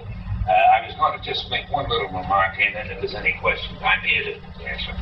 One of the highlights in our business, the things that really put them over were, oh yes, well, the ball light. It's fantastic. They venture in the glass tableware, they don't. Fantastic. The etchings, fantastic. Their cutting shops, excellent. With some aberrations, I might say, you might be able to say terrific. Anyway, now those are the highlights. Now, in addition, Cambridge had the wisdom and the strength to go out and search for industrial business. I'm here to tell you tonight that in the 1920s, the largest perfume bottle manufacturer in the world was the DeVilbiss Company. And Cambridge Glass sold them all those beautiful, solid, we call them opaque colors in those days, both plain and decorated. They were the people who knew women when the women used to use the atomizers to put that lovely, sweet-smelling, tempting stuff between their breasts, behind their ears, and on their neck, and wherever. And we men loved the smell of it, as you know. But anyway, that was the DeVilbiss Company. And that was a big account. Now, also, you heard about Yardley. Yardley used over $100,000 of pomade jars in those days. There's nothing to ship Macau with pomade jars. Now, few people know that here, we made that famous dark blue for Coty. Coty, the famous perfumery. We made it for them. The silver companies wouldn't have lasted. But for Cambridge, because we supplied them with the equipment to join their silver so that they could remain in business as a silver company. When the war came on, they couldn't get enough of their expensive raw material, silver, and the market was resistant to it because of price, but the joining of glass and silver put the silver people and kept them in business. For instance, they had salt and pepper tops. Oh, what? Where was the bottom? Glass. Now, the difficulty there was creating threads, which were foreign to when we make glass, salt and pepper, to what they needed for theirs, you see? And so on far in the night. Now, who were those silver companies? International. Reed and Barton. Gorham. Big. Wallace Company. Famous for the Rose Point flatware. And they were wise enough to take our Rose Point, etch it, and use it in conjunction with silver by adding parts to it. And it was a natural marriage. Just as Gorham used Diane. You see, now these are things that happen. And each one of them were proud of their own etchings. And they went out really, this was all gravy. Now, Farber Brothers, concerned in New York, had two companies. One Sheffield Silver. I can't begin to tell you what a volume that was for them. All they did was add silver to the glass. How did they do it? By utilizing the snaps, the rings that we would leave on products, which, in the event that we were going to use them just for ourselves, we'd smooth and polish. But we left those snaps on as they could snap the silver and spin a foot around it, silver, or an edge around it. Now, doing that sounds simple, but we had to make sure that those edges were right, because when you spin a silver edging, it's got a hole. It can't, be loosened, and any irregularity or the minutest variation in those dimensions would cause that silver to spring. So we were very exacting and very able to meet the demands. Also, we made a lot of molds for them, far into the night. Now, this was where we picked up a lot of plus business. And during Depression, it helped a lot to sustain us many times. And we became what I humbly say, experts at it. We didn't run in any competition in that field. And the last business that was good was the decorators business. We would sell people like Silver City, and Lucile, and the National Silver Deposit Company, and cutters various quantities of glass. And it was all plus business. Now with that, I'm through talking about what I thought might be interesting to you. If you have any questions, and if you want to go to sleep, I'm prepared to join you. If you want to ask any questions, I want you to do so. One thing more, please. May I say one thing? There's an old poem, and I think it's timely to talk about it. The Boston Globe was a famous newspaper I used to read it many times. And they had a man who was a wonderful editor. His name was Malone. I didn't know it at the time, but he was born in Memphis, Southern. And some of his articles, editorials, are considered classics today by journalists who understand what good literature is, good writing. He was a master. Anyway, he wrote this poem, which I think is very timely, and it relates to you young people here who are embarked on what I think is a tremendous challenge, but one which can be met. Here it is. He said, opportunity, and this is your opportunity. They say I come but once upon a lifetime. But nay, they hear me not. Each night I stand without your door, and knock, and knock, and knock, and still you hear me not. But those that do, I promise you that each day I'll burn the records of the previous day and promise you a star. Thank you.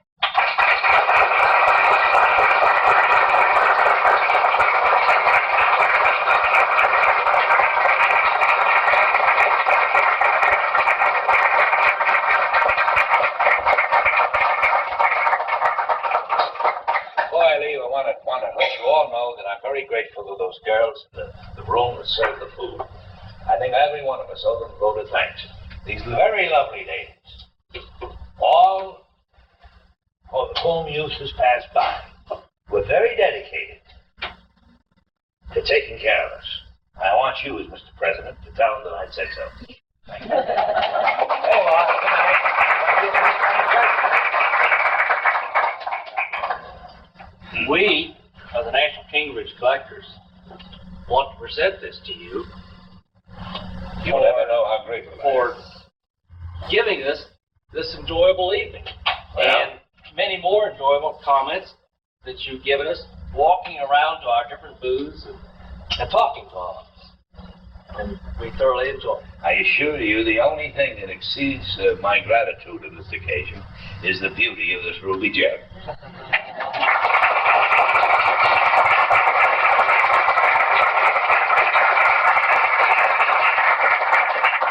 Surprisingly, I've lost all sense of fatigue. I'm ready for you. I'm ready for a comeback. May I smoke a cigarette while I'm on my feet? I must tell you, one of many things leave us as we get a little older. In my case, my hearing. So if you have a question to ask, I do hope it'll be loud and clear.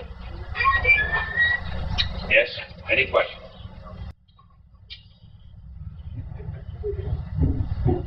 What kind of success did you have with the flower figures?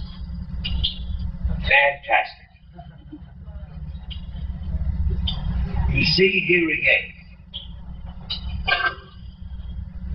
if you take the message of the Greek myth, taking that lantern out at night and searching for business, you find it.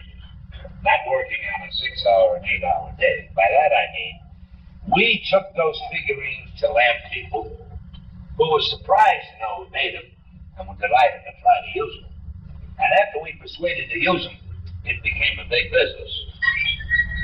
Now, one of the largest lamp companies, whom we sold a fabulous business to, went broke due to embezzlement. And was sad. Another company in Chicago, a very big company, went out of business. We were using a lot of our goods for another reason. I won't bore you with that, but we did a big job with those people. Yes, sir. Can you tell us anything about the Allen Monkey lamps, approximately when they were started, or What? Allen Monkey? The Allen They Monkey. especially made for something? I cannot tell you anything about it. I know the item to which you allude. I regret that I lack it. Very, very little knowledge on that. Because I too saw it in my time. And it used to linger, like a lot of good things, in the graveyard for some reason or other. And incidentally, I found many times going in the graveyards that really there were wonderful things to execute. Yes, next.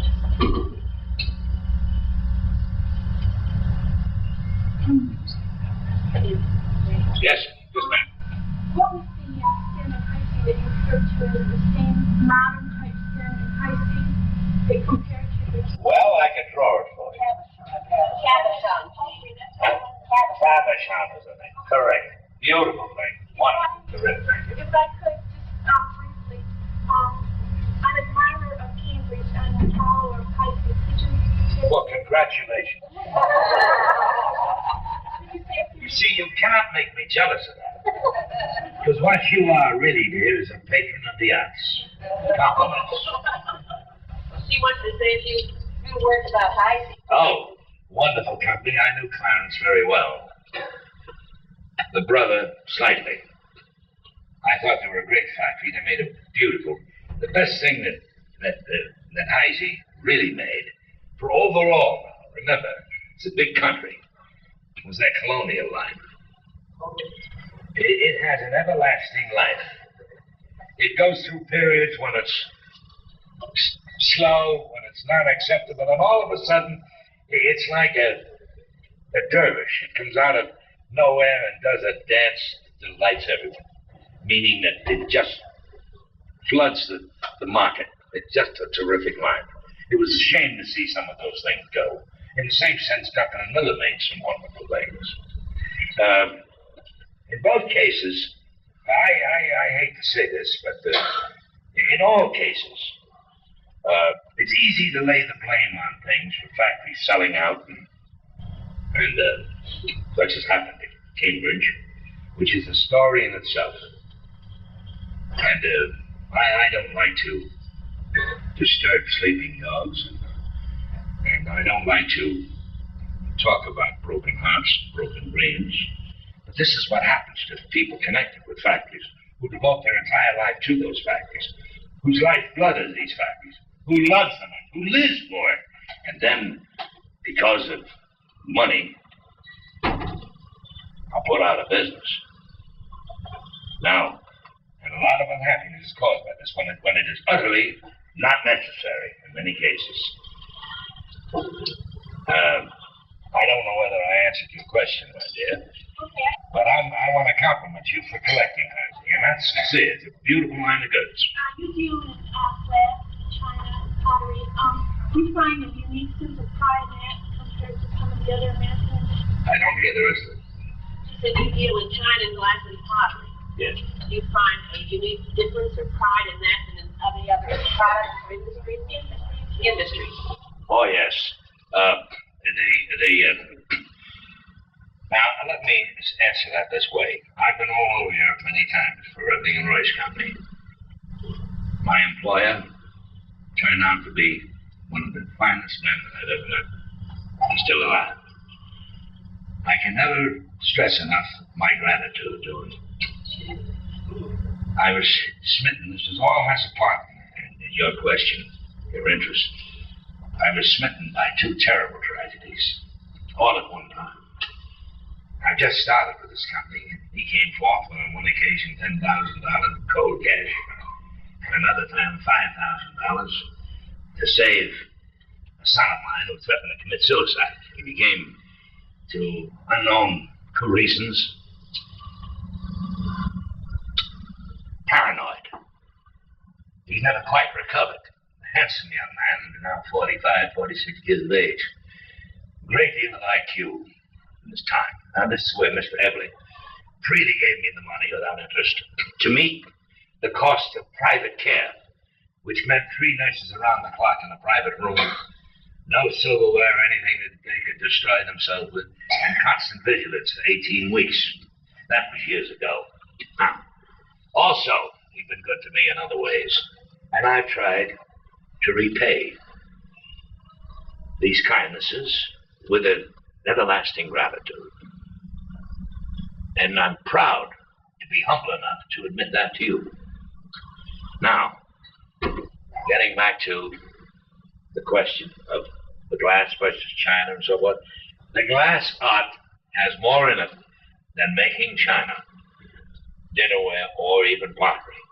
Much more to it. The only thing that competes with it is porcelain figurines. And that is a field in itself. I started to tell you, I've been all over Europe many times, buying things for the Eblings and creating things. And we took them from $1.5 million to well over 12 million in 18 years. Due to the kind of things that we got them interested in, due to the field that we knew, the felt we knew was hungry for certain kinds of goods. The firm itself had been brought up on staple business. I remember the years when the father of this man specialized in mustache cuffs and cuspidors, believe it or not. Big business in those days. Annuals and bases. But the glass business has something so romantic, so soulful about it, that once it tinges you with its wand, it never leaves you. And the workmen are the same.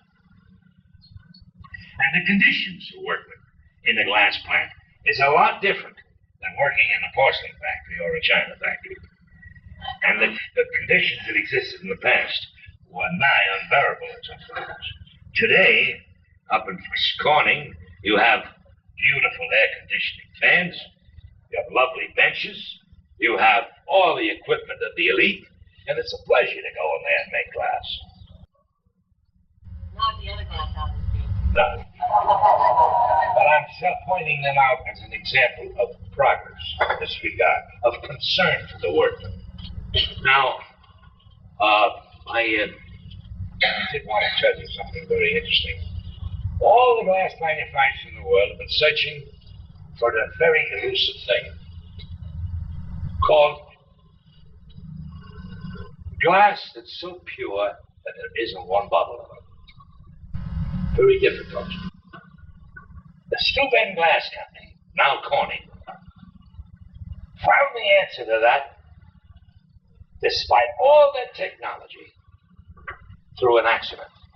And it happened during my presence there. I had taken, for an education, 6 buyers in my car, 5, excuse me.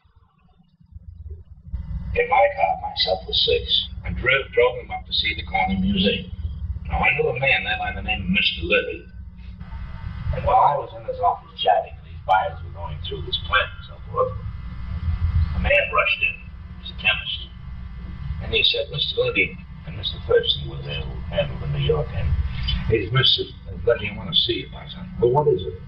And he had this piece of glass. It's cooled. And he said, now they were trying to find a formula for improving lenses. Okay? For microscopes and for glass spectacles. And this glass came up with much of the formulas needed to make those required, those wanted articles, colorless and flawless. No bubbles in them. And this man said, well, what are you going to do? He said, well, we can't use it for optics of any kind. Well, he said, we'll try to use it. And he started making that glass, and that was flawless glass. That's how it happened, through an accident, and I was present. I'll never forget the joy and the glee that ran through that plant. And I came back subsequently and saw the living product. And they're the only people, really. Now, they charge a lot for the glass. But the people that want it have the means to buy it. So they have at both ends of the middle. So much for that. Now, is there anything else I can tell you about the Star Line? Tell them about the Star Line. Oh, yes. In New York City, we have a famous institution called the Hayden's Planetarium. If I've spoken too much, please say so. I'll get out. But somebody's asked me to say something about Hayden's Planetarium.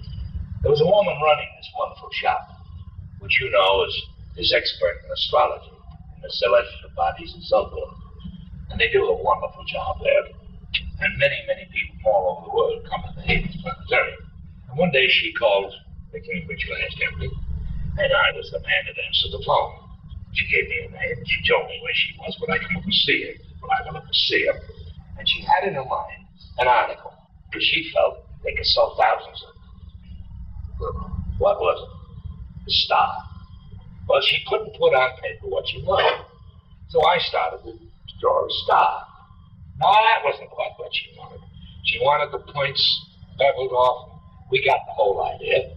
So we made up an actual drawing of it.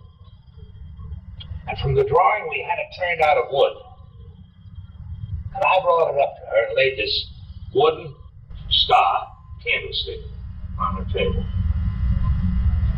That's what I want. So we made a mold, which they paid for. Difficult to get people to pay for the mold. They want the mold, you to pay for everything else with it. Anyway, they bought the mold and we started the first production. It took off fantastically. Then she called me and said, I want a small star made to take the candles. Well, that became so big I can't begin to tell you. Then we made a star ashtray, and then we made a large one. And we were the people that made those stars as a result of the 80 planetarium in New York, and the business was fantastic. Now, all of a sudden, this woman, after years, decided to retire. A new generation came in, no interest in the stars.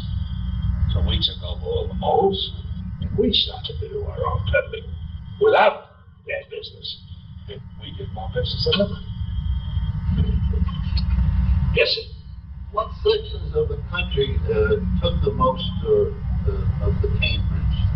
The reason I ask this is because it seems to me that more of it is not because it's the home over there, but there was so much going into New York and to the east.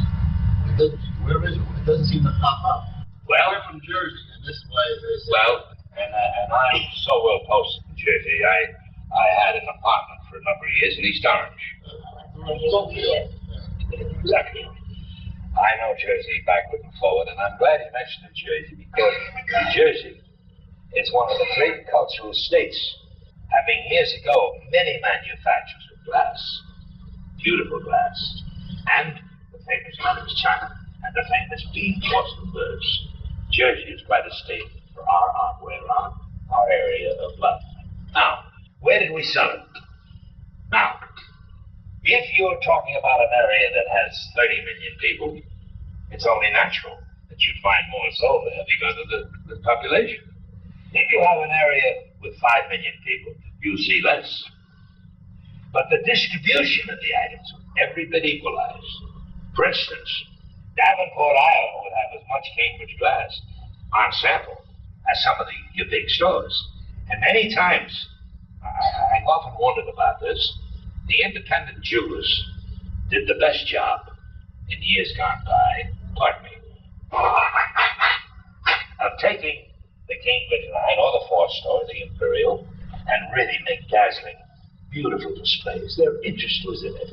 Whereas you could have the best merchandise in the world and put it in a department store, and competitively it's lost. Because of the buyer has so many things to do, he loses his centralized interest. But that's the reason why you see so much more here and there compared to the South. They can't find it. Well, you can't find it today, you mean? Oh, it's around. It's around. I know many people that have Cambridge. Oh, yes. There it is. Certain types of it. It's a great deal of chrome. A great deal of things that will put into the chrome. In chrome? Yeah. Well, that was a private mold business. That company, the president of that company retired after being in that business and association with us with over $6 million. He must have done a good business.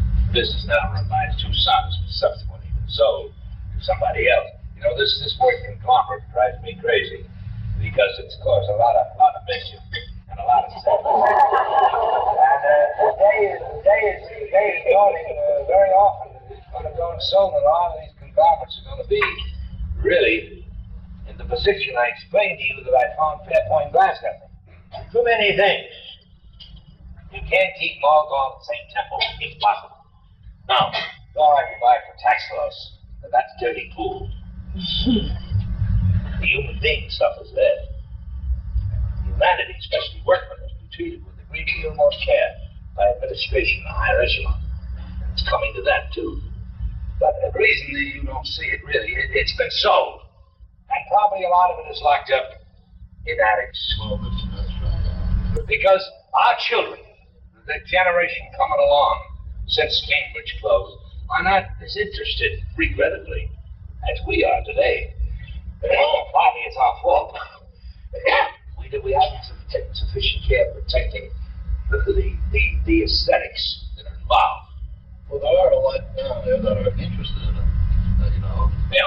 I think I just mentioned the wife would be interesting they could start a club, you know, or a section of it down there, and then it would bring it out more, and then they'd find their grandmother had it, or their aunt, or their Well, grandfather, somebody. I must say that we're faced with a force that cannot be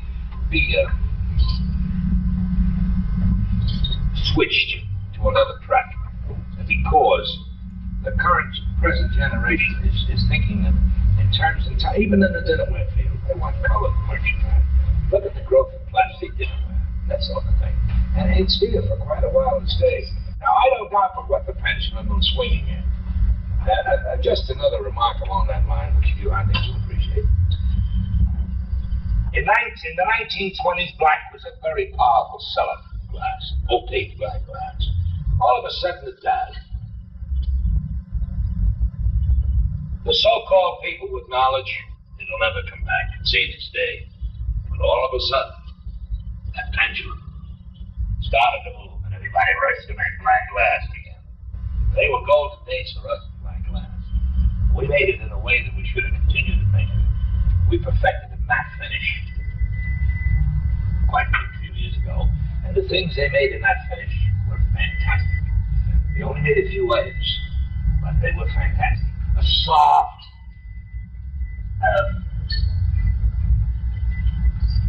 material, I might say, almost like a velvet, soft, nice to the touch, beautiful. Proving many things and supposedly dying of another life. Yes, anybody else? Again, I want to thank you all for listening to me. It's been great to be with you. I love you all. What is it quit working the glass to see in a triangle? Why did they put mark in the glass with the C in the triangle? Well, Mr. Bennett, several people asked me that today. I think really that has been the result, nothing deliberate, nothing careless, but human error. I can recall times when instead of that bottom plate being put in the mold to bring out the seed, and other systems we had to put that seed on there, were left out. Also, I think it was largely human error of omission. There was nothing deliberate.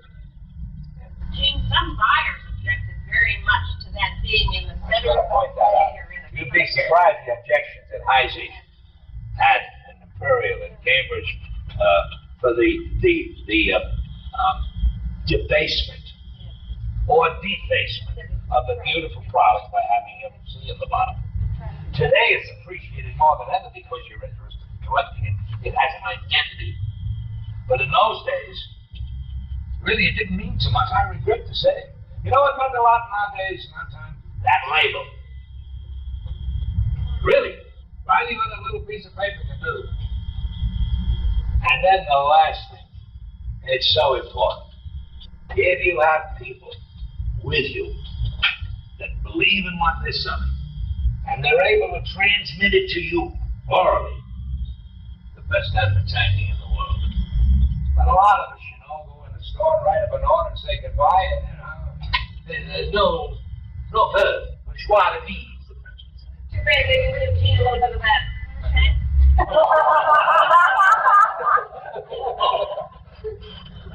Well, I tried to make your evening briefly interesting.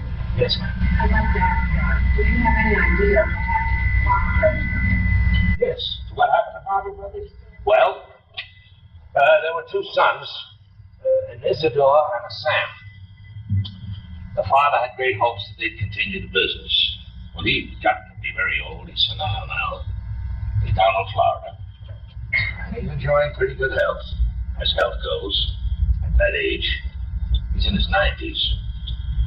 And these two boys very competent.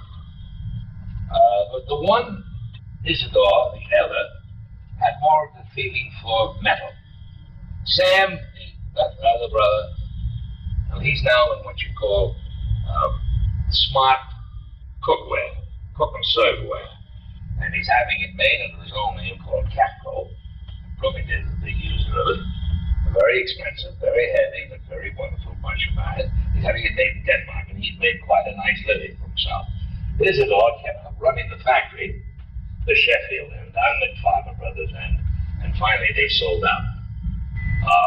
And they had a very nice profit, a very good business deal.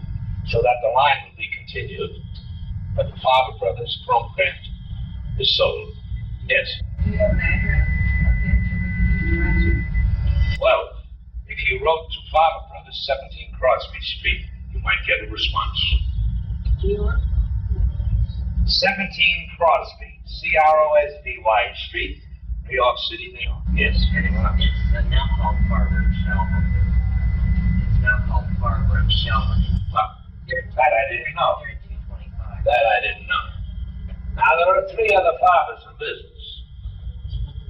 So, I hope we're talking about the Farber Brothers identifying with what she asked. Now, is there anything else? Please don't hesitate. Yes, sir. Yes, sir. You wanted to mention it again? Oh, yes.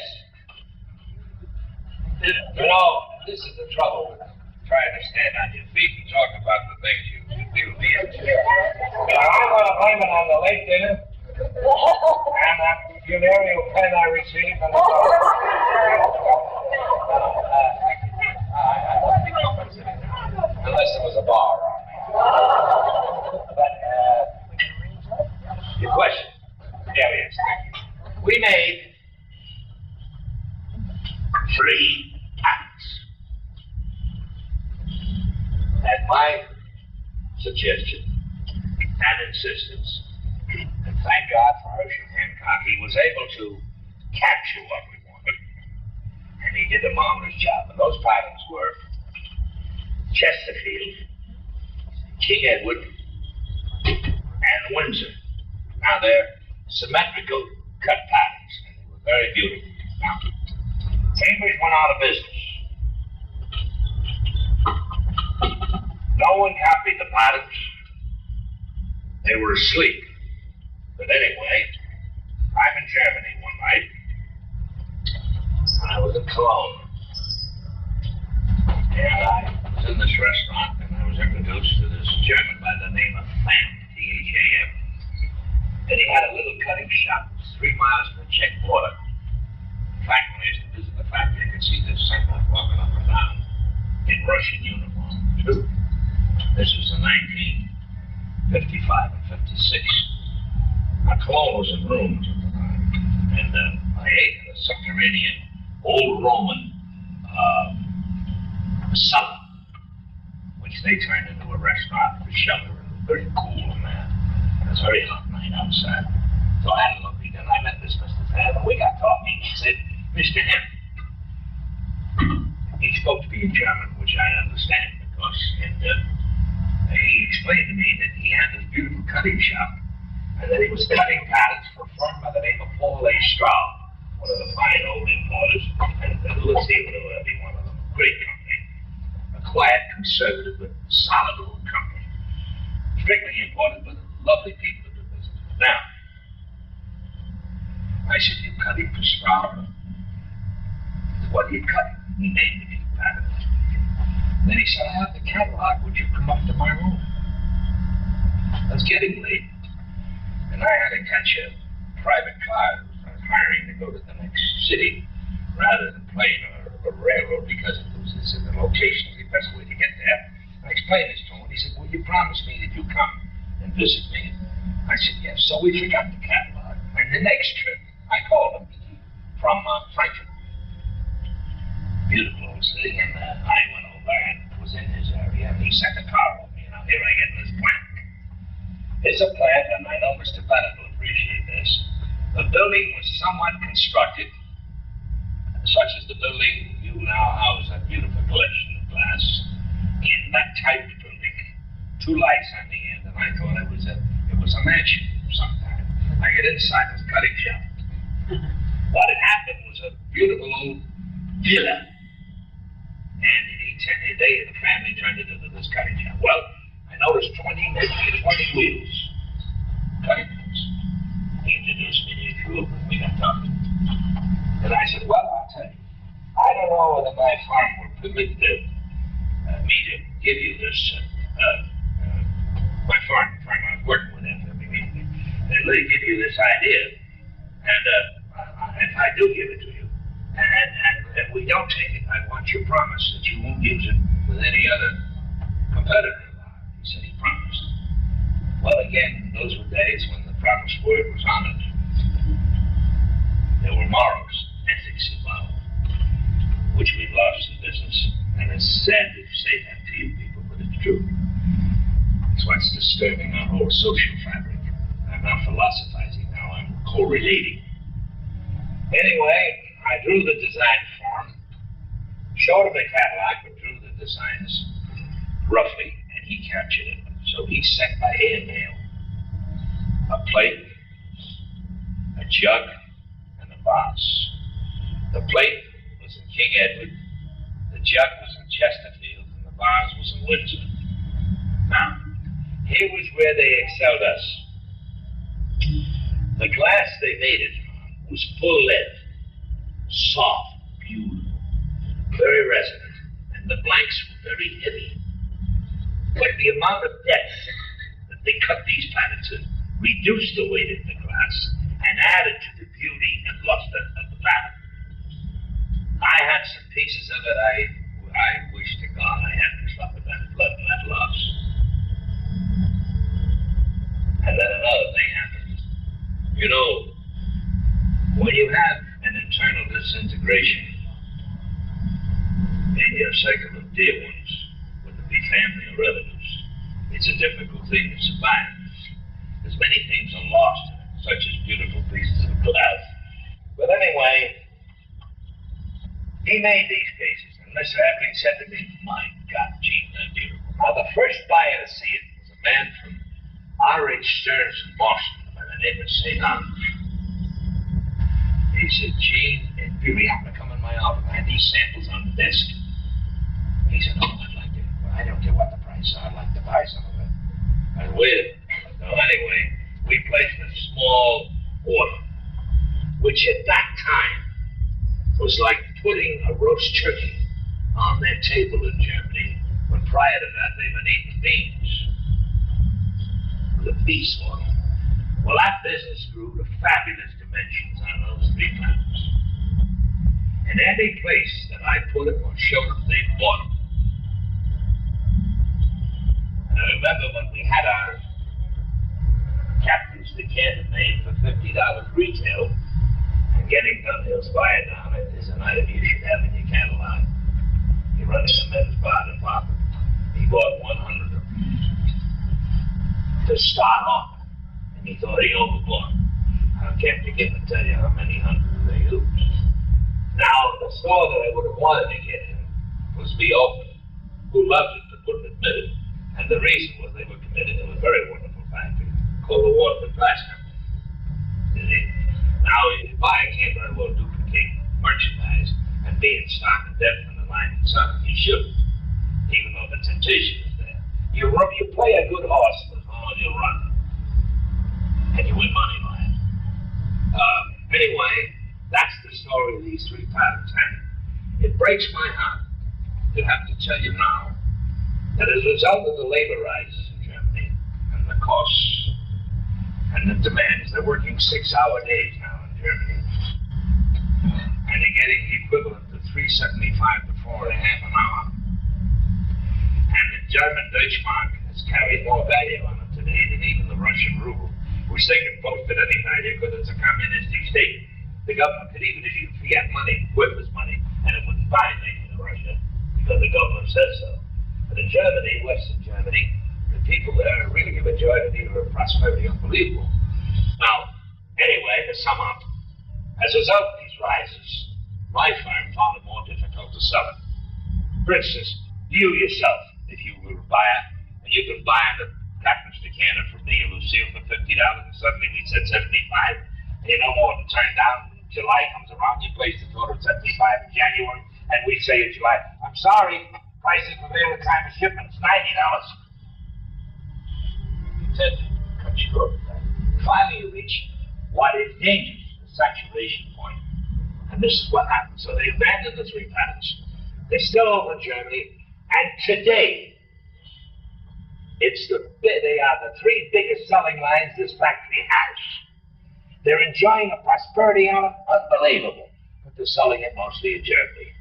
The wages are high, the prosperity is still there, and there's your story. And it hurts me. Just have to admit that here these three gorgeous things, I have to see them to know what I'm talking about. You look at my Cambridge catalog, it's flat. No artwork, no nothing. And even that which we made wasn't cut the way we should have been cut.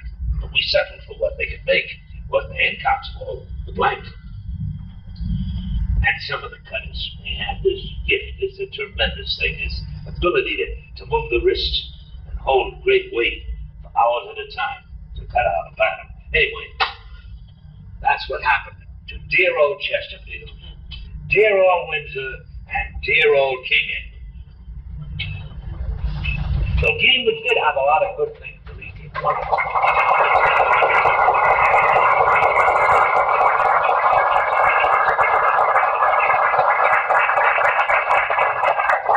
are working on this museum thing and have my everlasting support. And they